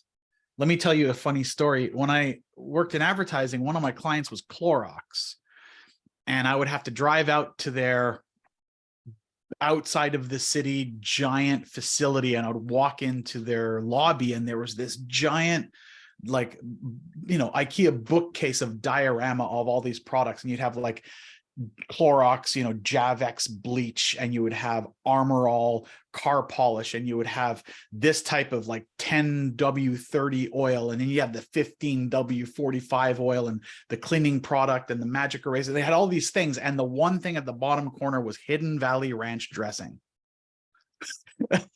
Everything was some chemical polish or oil or lubricant and Hidden Valley Ranch. I don't know how that's part of their portfolio. Yeah, but some one of the scientists was like, I mean, I Damn. thought it said 10 milliliters. yeah, Instead, I did 100. Like my mistake. But try this. yeah. Here's a piece Taste- of ice. He's got Yeah. a tray of like iceberg, just sprigs of iceberg. People pouring on. It's like, God damn, this is good. And Yeah. this is safe to eat. This It's came like, out of the machine. This is the Yeah. this is the old lube after the oil change. Yeah. Oh, Yeah. well, how do you It's think like that? it's like the post-it story. Like, Yeah. And then we just stumbled across this. Well, that's the in- aspartame story, right? Is that Like it? that's the aspartame story. Like the scientist who was working on whatever the thing was licked himself and was like, "Damn, this is sweet," and then they started putting it in everything. Yeah, the discoveries that are entirely on purpose are a much shorter list than the ones that are some pretty massive accidents. So like James Burke's Connections TV series from the 1970s does a pretty good job of just being like, and then this person just fell over and discovered penicillin. If you want Makes to, as a basic critique, Dre, Yes, I please. think you know from your resolution that the last one is doing most of the most work that you would expect a logo to be able to do. The aspect ratio of the first three doesn't render them legible at a type scale that is particularly practical to sort of maintain that sort of recognizability and iconic stuff. Also, the rectilinear lines that are present in the last one is the most flexible in terms of being able to kind of be represented and do work on multiple places. So if you're going to take a direction, then it's definitely the last one, the last two, because it also allows you to take it in more directions in terms of theming. It's simple enough that you can stencil it, and that functionally is pretty important in a lot of places where you want to like spray paint onto equipment, things like that. So I like it. I also like that it's GP, because you could also possibly dedicate it to Jen Pablo, which is a nice thing to do. Oh, that's nice. Oh yeah. That's a good connection. Nice. I have to jet, but I'll second what Brandel said in terms of like the last two. I feel like you have are starting to generate like glyphs that you can kind of like paste on anything. That Great. All right. could be- Duly noted. I will proceed in that direction as well. I'll keep exploring that. Thank you both for the feedback, or thank you everyone for the feedback. Yeah. Right. And as well as that, I really like the idea. Bye guys. Thank you. I really like the inkling of the direction of trying to pull a page back into it. So I wouldn't cut out that work. Page as an icon is so ubiquitous and recognizable. If you can pull in a way to get that icon of page into the general word mark, then that's going to be really, really interesting and nice. Cool. Thanks. Yeah, I think I'll want to do something along the lines of a combined icon and word mark, but also make it so that the word mark and the icon can work separately. I was thinking about a brand color, like the green being in the name, like that kind of is like a nice way to get something that's really memorable. But then I also thought about like playing with it, like if you went with the negative of green, because it's like for the film industry and stuff, so it's actually more like a light pink or a magenta or something, because then you get that, like, why is it called green pages? This thing's magenta. And then if you think about it for 5 seconds in the industry, you're like, oh yeah. Yeah, there's I like the idea of using every color but green. And there's a magazine that I used to have access to called Contagious, and they just have a very strong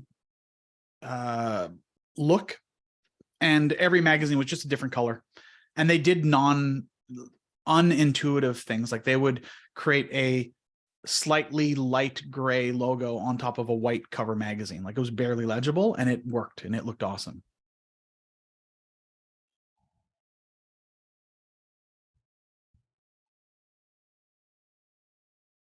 Isabel, can you say that out loud?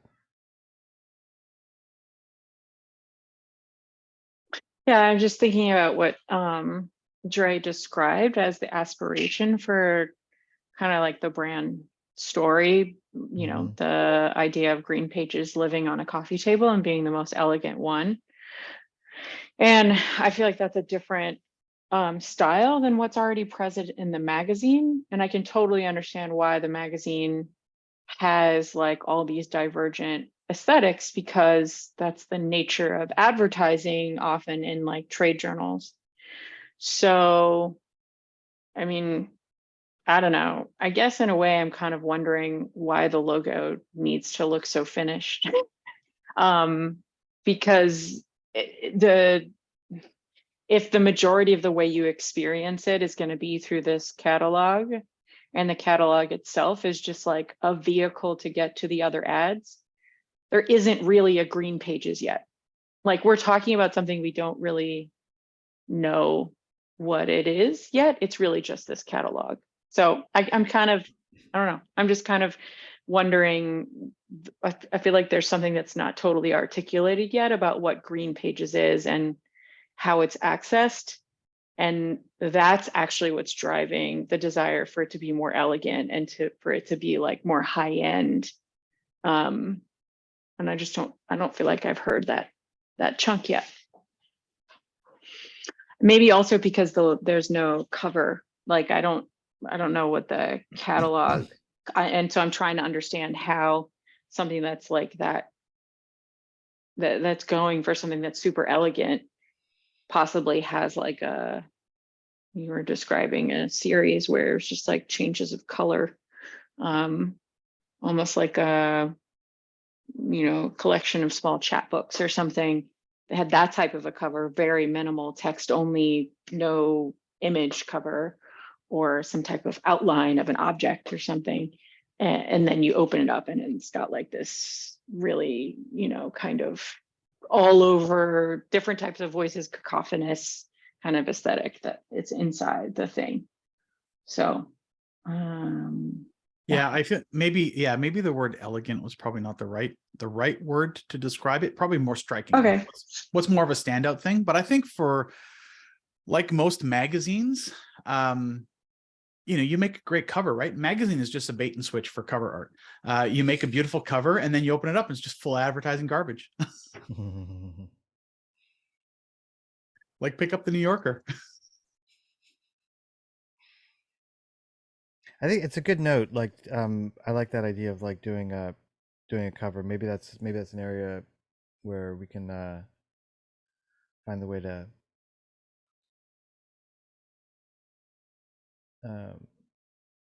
help kind of respond, I guess, in a way.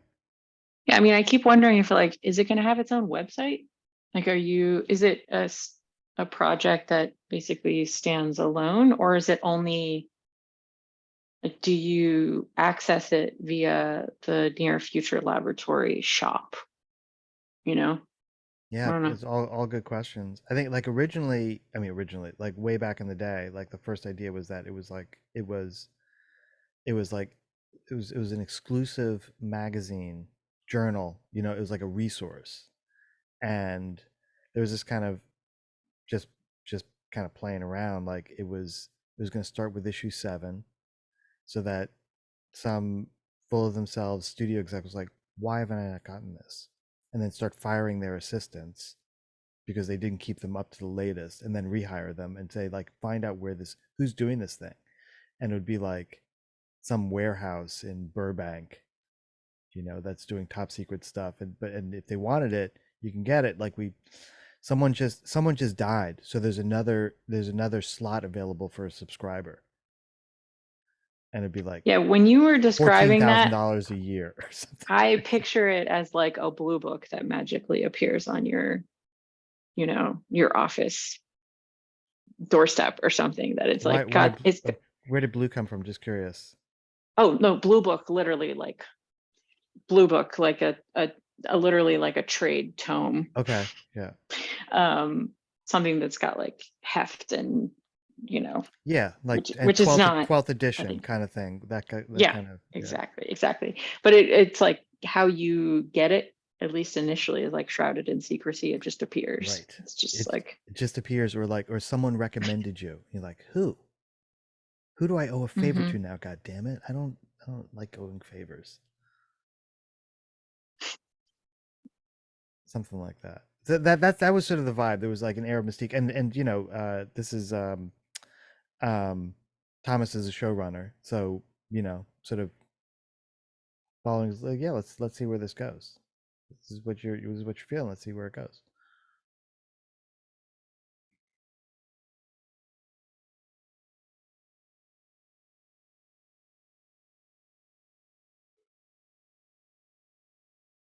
I have an unrelated question to kind of what we've been talking about, like the back office stuff and the hyper collab and stuff. Is I really don't have a lot of time to give. I try to be involved as I can in these video sessions whenever I can, but like what I really want is to find a way to make just like a supplemental income just enough to get like Adobe Creative Suite or something so that I can participate more. But I'm struggling to find an opportunity and a way to really to do that, to find that supplemental income. Are you all feeling the same way, or have a perspective to give on this? I mean, I appreciate you sharing, Nick. I think you're probably not the only person. You're just the first person maybe that's brought it up. I find myself having a hard time knowing how to plug in, even as a showrunner. So I can share that as a point of emphasis, but emphasis. But Yeah. if anybody else has an answer to your direct question, Yeah, that's also related. Absolutely. Is like I want to be involved in Green Pages. But you know, Dre has my skill set covered with the logo. And like the watch, I could do some interface design and stuff like that. It's just I don't know when to plug in. I don't know how to plug in because it seems like the showrunner, but it's also related to that time and money thing. Like how do I make this all work? Well, I mean, in terms of Creative Suite, I will say that there are other tools. Like if you've ever used Photopea, PEA.com, photopea.com. It's an amazing web-based equivalent of something around sort of Photoshop CS4, which is amazing. Like it does an incredible job. And you know, apps like Inkscape isn't quite Illustrator, but you can get a lot done in it, and Blender is free and amazing. I would actually say at this point, essentially the best 3D package. I despise using Maya whenever I need to. Right. So I've yeah, used Blender and GIMP. I've used that quite a bit. It's a little harder interface to work with, but GIMP. One that I like a lot is Affinity Photo and Affinity Designer. They're great Photoshop and Illustrator alternatives, and they're like just a pay once thing. You pay $60 and it's yours, and it's unlike Creative Cloud where you're paying $60 a month. Yeah, I wouldn't be buying Photoshop if it didn't come with my job. Yeah, I have friends at Adobe that just give me friend and family code, so I get a discount. Nice. Yeah, it comes with my job, but I can't use it for side projects. They fired people in the past for doing that, so I'm like, no, not going to touch that with a 10-foot pole. I'm sure it was an excuse to get rid of somebody, but I'm not going to touch it. Appreciate the tools.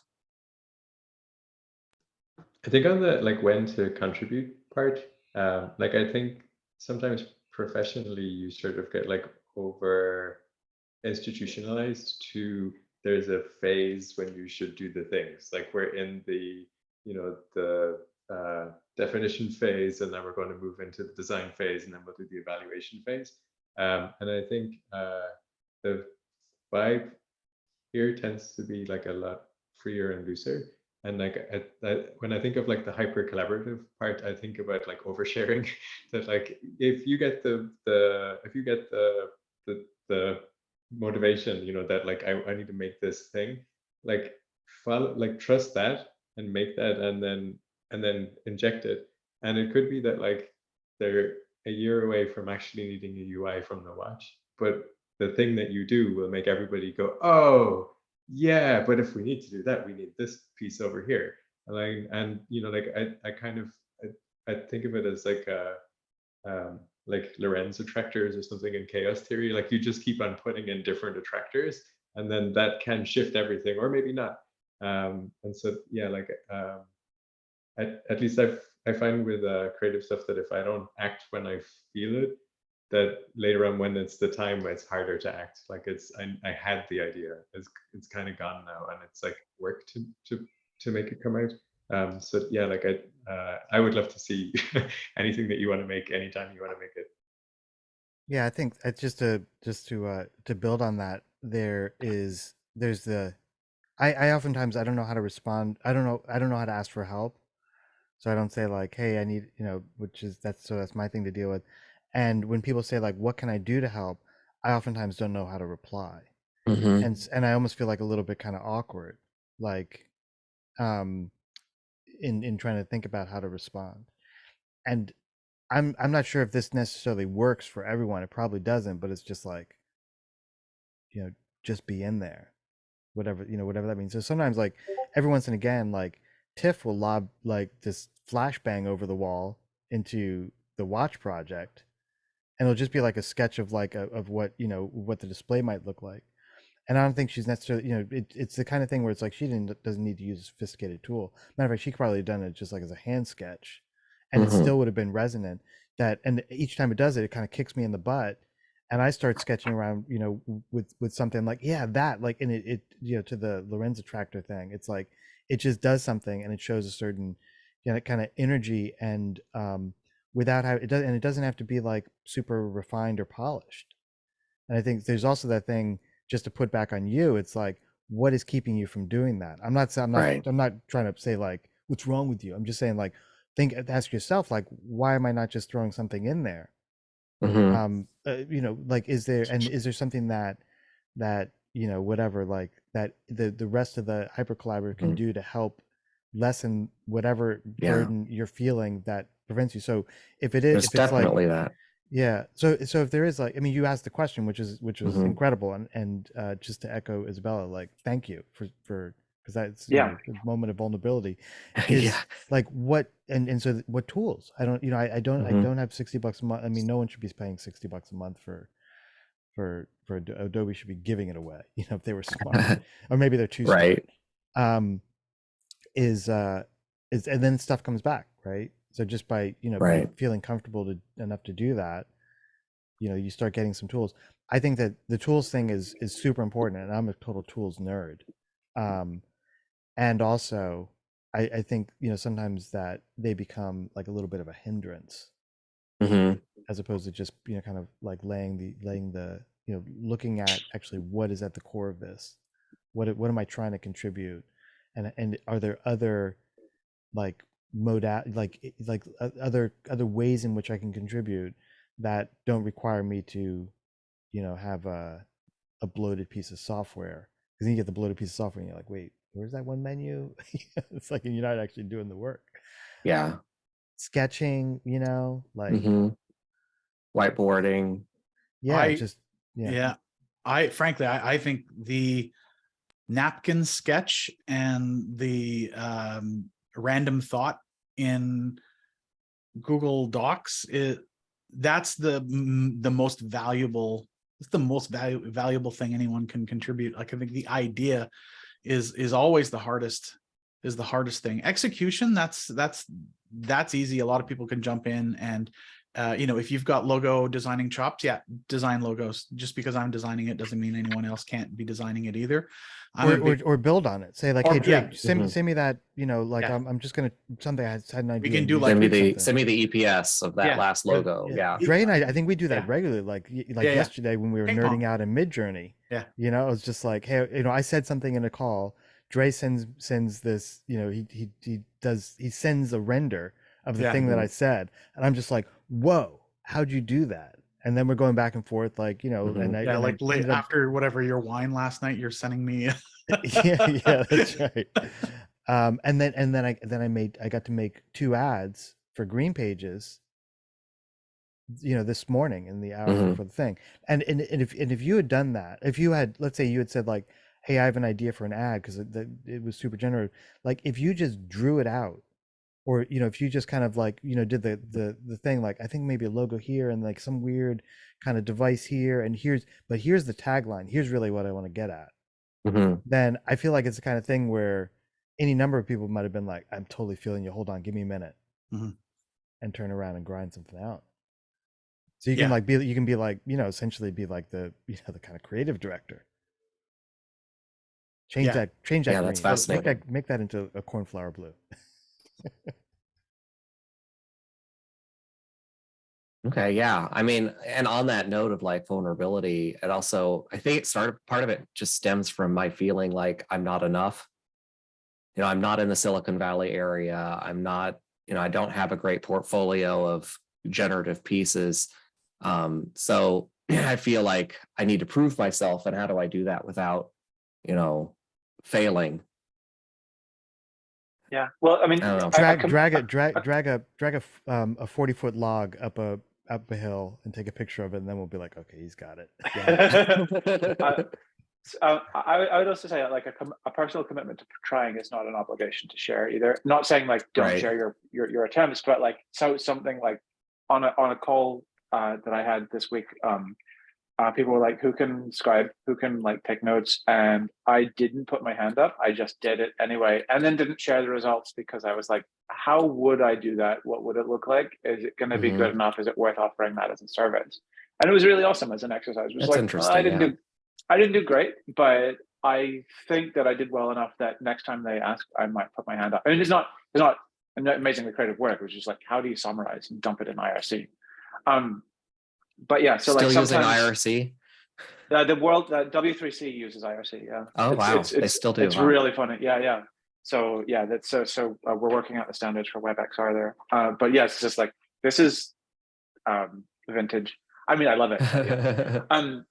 And there are a number of times when I do that actually in Near Future Lab as well, where I'll just like mess around with something, and sometimes I share it, sometimes I don't. Often it's not the thing that I actually share isn't particularly relevant to anybody's needs.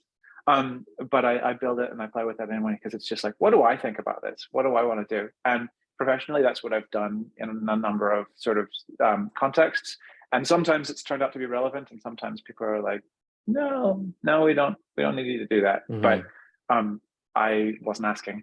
I was just doing it anyway, and it was fun for me. So yeah. I think the comment about Silicon Valley is funny because we talk about this in fashion. We're seeing how everything used to be like made in New York, or not made in New York, but like New York based. Like if you had a company, Mhm. you'd say like New York, Paris, Right. whatever. Mulan. Yeah.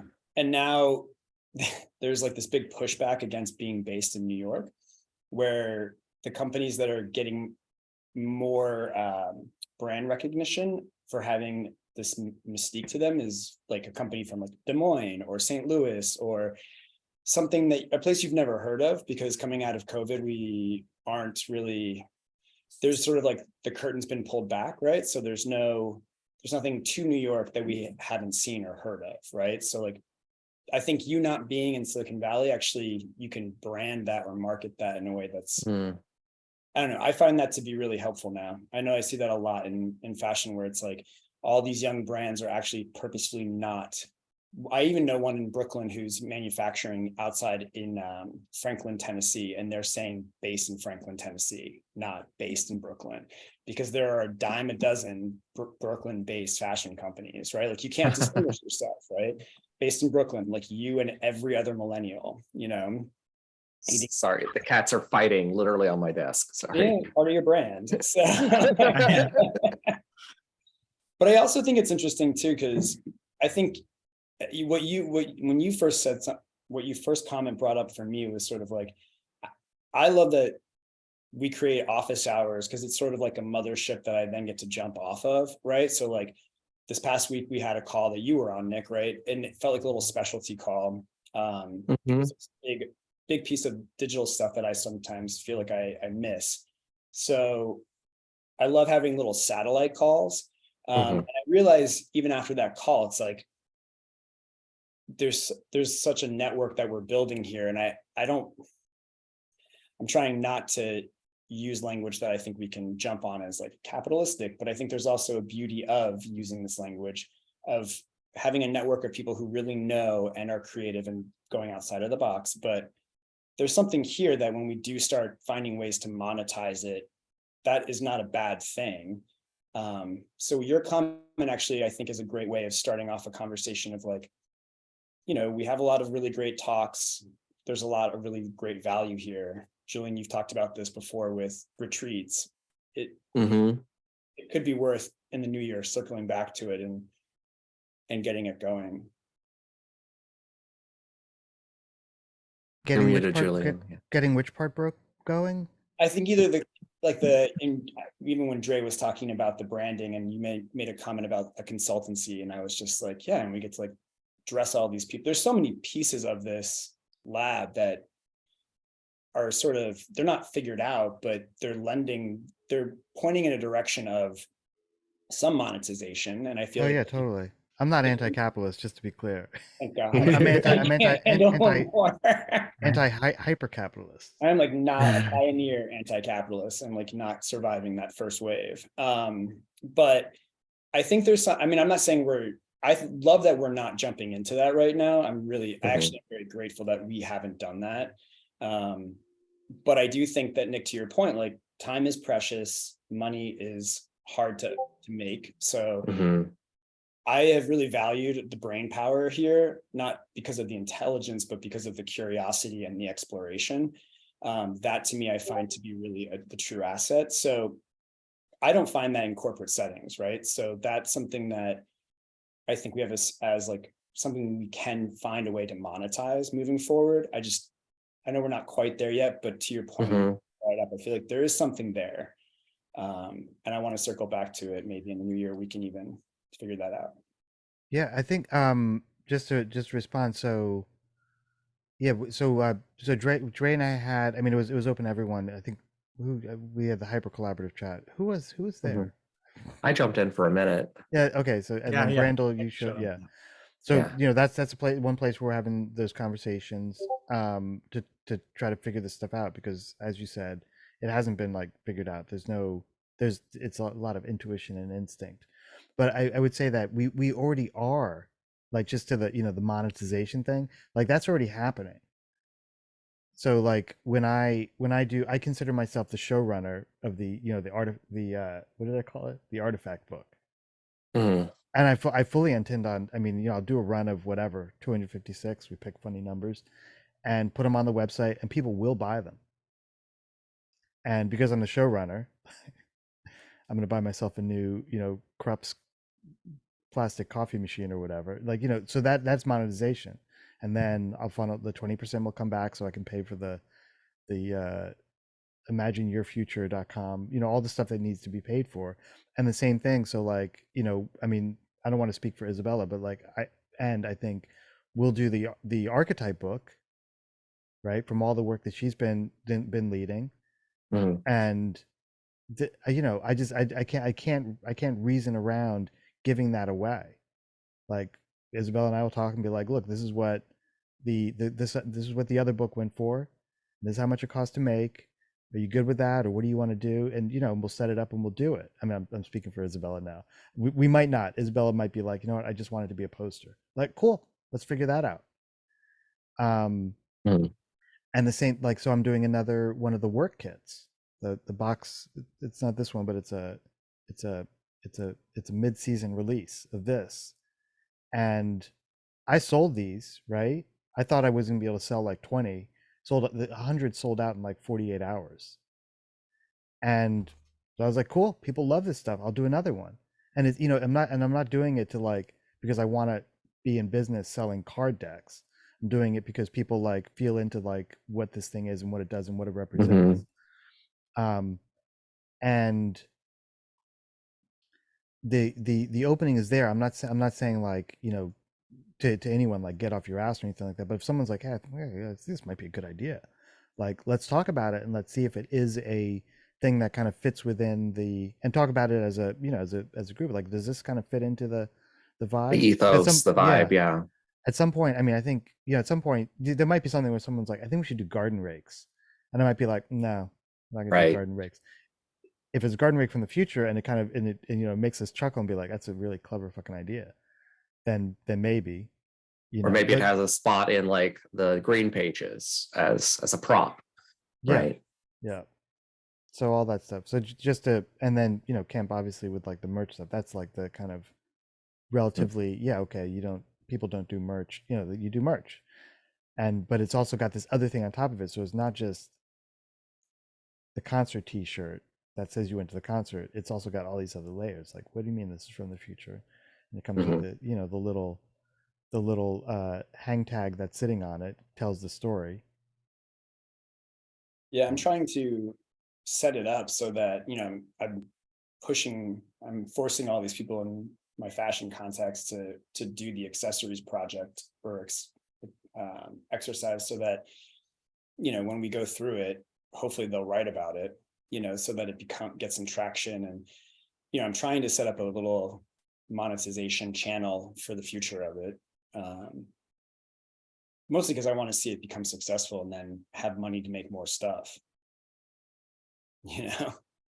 But I also think there's just a ton of like, I mean, I live right off of Fairfax, and so I just see all the crap that comes out of streetwear, and it's like none of that has much thought to it. So it's like we can create way cooler stuff with actual thought and creativity behind it. So Isabel, I just want to say to your point that that was something that came up when Dre and I were talking in the hyper collaborative thing about, because I asked Dre, I was like, you know, and I forget exactly what the question was or how it triggered, but Dre was saying it's like, you know, like he was referring to being to the two of us because we were the only ones on the call. It's like we kind of have the luxury of time, luxury. No one will hire me, you know, to have a normal job. So I'm like, all right, well, I'll just do this stuff.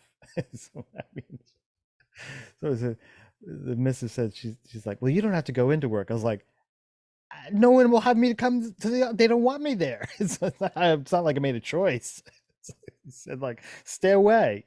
You laugh to keep from crying. I get it. Yeah, you're wild. Get out of here. Security code 4 up front.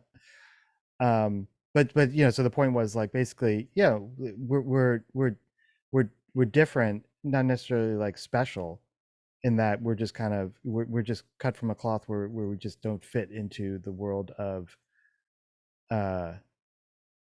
you know, like we're just differently shaped, for better or worse. I think now I'm sort of embracing like, oh, it's actually better, in the sense of like I'm miserable when there's too much structure around me. That's just me. Some people love it, you know. Yeah, and like my situation right now is I'm just flat out unemployed because I like quit my job. So I'm only able to like attend stuff and do things, which I'm not even doing an incredible amount, but because it's okay right now. But eventually that will end. You know, eventually I'll have to like suck it up and get another job. So, you know, I mean, I think it's worth noting that like this is why participation might happen in phases for different people because their circumstances change and their Yeah. capacity to invest fluctuates, you know. And I think that's a cool part of the experiment, or an intriguing part of the experiment, is that it can be in flux. So like it's not like you have to be here forever. It might be like, hey, this was amazing. I feel like I'm now energized to do, you know, do these other things, and I'll always be the what was the phrase? My coach told me the other day. There's a kind of group dynamic where a group gets to a point where it's like people are just there to make each other feel better because they don't know how to leave, and it's okay Mhm. to leave. I forget what that's called. I'd love to know if you can remember it. It was like a group dynamic thing. Hold on. Because I've got 2 or 3 Discord channels that I'm exactly in that space. Julian probably has 2 or 3 books that he's about to reference right now. Yeah, so let me just. It's called Group Dynamics by Dr. I someone. think he said I should, next time I talk to him I should ask him. It came from like someone did like a, you know, like a big, you know, longitudinal study of like group dynamics, because you know that's the kind of thing that management kind of operations people would want to understand. So there's the work group versus basic assumption group, and the basic assumption group is I just wrote down my scribbles: being nice to each other, but getting away from the work. And the work group gets work done, and the basic assumption group is, you know, people just sort of basically are just hanging out, and they feel like reluctant to leave, or you know, because they're like, well, then people are going to think I don't really enjoy them, or I don't like hanging out with them. But wait, that's not a bad thing though, right? No, Isn't that I just think kind of like an can, informal social group sort yeah, of? it can be a bad thing if there's work, if you're meant to be doing work. Hmm. I'm not really describing it well.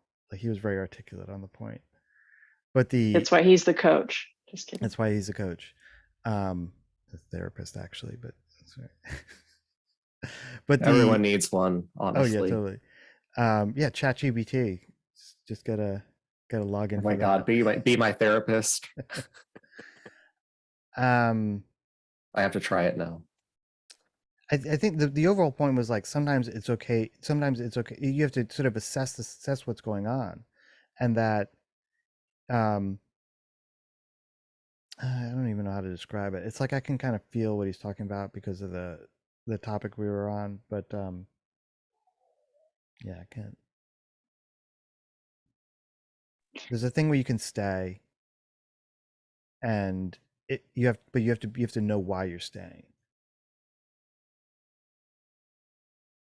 And so to the hyper collaborative experiment, it's like I think like, okay, so if people float off. Like, there were a bunch of people. I mean, there are a bunch of people who I haven't seen in ages. And some people just kind of just go quiet and disappear. Some people like will. I've had people just sort of DM me. It's like, hey, just to let you know, like I've loved this. This has been amazing, and but I probably won't be around, you know, for a while. And I think that's amazing. I think just that, you know, it's courageous, and I like the transparency, and I like them sort of making that declaration. Tom is one. So Tom, you know, he just sort of just said like, I can't remember what it was. Like, you know, it doesn't even matter. School's starting. I gotta, you know, we're building out the department, kind of thing. Finals are coming up.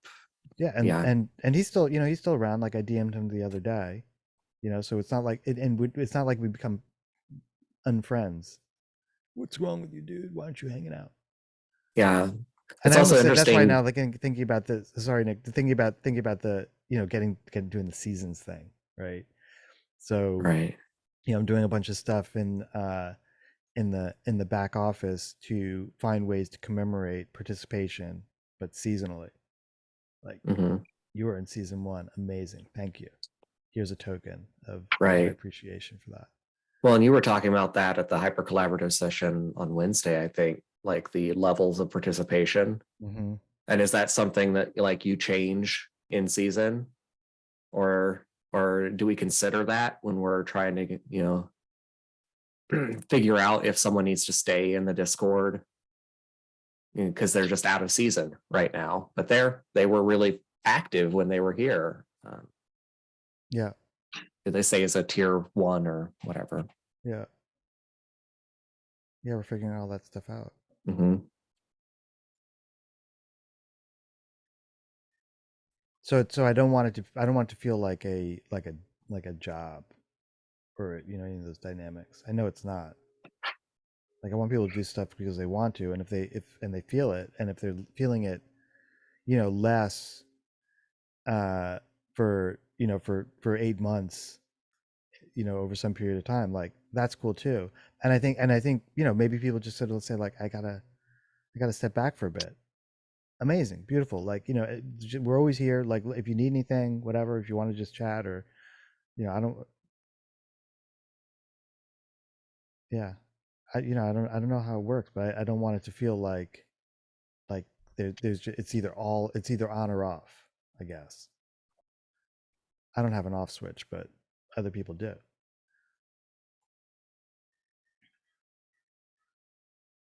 Well, thank you for the support and the feedback on my questions. I think it caused an interesting conversation at the very least. Yeah, Yeah. thank Yeah. you for that. That was No, amazing. thank I mean, these kinds of places are really, really also exciting because they're a place and an opportunity to try out things that people won't pay you to do as well. You know, like I'm a programmer, but most of the stuff that I put in here isn't programs. It's mostly 3D models. And I do that okay as well, but it's not my job.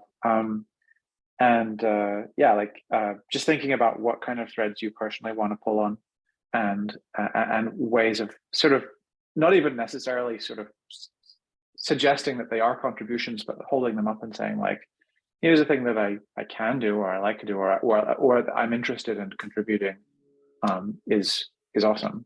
And sort of the directions, like I will post it soon. I just made a 3D model of the user interface for the 1993 Bitmap Brothers game Chaos Engine. I'm going to post that on Sketchfab, and it's just like, that's dumb. But if it sparks anybody's kind of inspiration for something that they want to pull on themselves, then they know, you know, and it helps clarify and direct conversations about what sort of opportunities for participation and work can do. And I, definitely overshare that maybe in comparison to other people's things, but being blessed with an overconfidence that means that even when people say, no, I don't think that really contributes anything, then that doesn't matter too much to me. But So you're okay putting yourself out there. I didn't ask you. Yeah. yeah. Well, interesting. Yeah, I think that putting yourself out there is a really wonderful obstacle to try and overcome. And I deal with it all the time. But I find that when I do put myself out there, it's always better than when I don't put myself out there. I just like this philosophy of this idea that, like, if you have the ability to come up with ideas, then it's your responsibility to pollute the world with them. That's an interesting quote. Like, Say that again. Like if you I forget exactly how I said, but I said if you're lucky enough to be able to come up with ideas, it's your responsibility to pollute the world with them. Like, that's your legacy. Some of your legacy is putting your ideas out there, and whether it's a post on Tumblr that no one sees for 25 years, one day someone might see that post and inspire them, and done. Awesome. And I like that idea. And so part of what's going on here is that I'm really selfish when it comes to how I spend my time. And this is, near Future Lab and near Future Lab adjacent things is one of my favorite things that I do. So I get inspired and I'm motivated to do things, and I do stuff here and I'll do stuff on the side. I recently started doing here's an example of not putting myself out there. I started doing a design fiction daily exercise where I just try to put something out every single day. You can go to at designfictiondaily.com. There's me putting myself out there. But it's just a thing that I'm doing and I'm trying out, and I get really good comments on the side. And I've got friends with other Medium articles who are inspired by this fictional perspective, and now they're doing it. They're doing fictional perspective on their thing, and how they're doing it is inspiring me. So there's this back and forth, and it's putting yourself out there to a handful of friends is great, because you can just see how the returns on that are really, really great. You don't need to have a huge audience.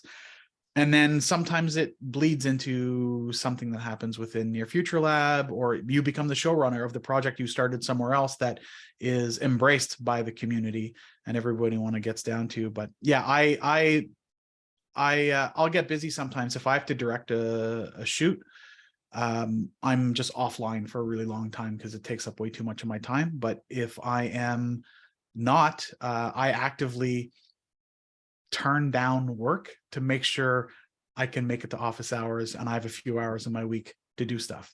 I'd rather not make money and have some fun than do stuff I don't enjoy doing just to mine some fiat. So, What a privilege to be able to take that time. That's awesome. Good for yeah, you. I mean, it's I work hard to make it happen, right? Like, Yeah. there is a privilege to a certain degree, but I think it's like I make sacrifices to Yeah.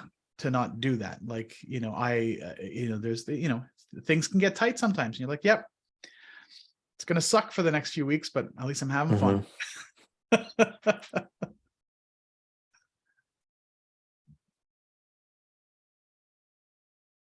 Yeah. Well, thank you for your story, Dre. That's really good. And I posted your quote already Great, on our Discord.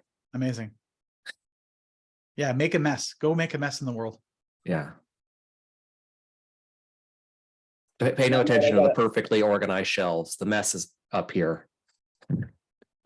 I'm gonna use that as inspiration because I gotta take off, but thank you for that. Good to see you all. All right, see ya. Yeah. Thank you. Yeah, I got Bye, to y'all. Also, yeah. See you guys. Seems like a reasonable quitting time. I haven't eaten lunch yet. All right, make a mess with Bye. that too. Yeah, throw the tuna salad all over the place. Yeah. All right, see you all later. See you guys. Bye.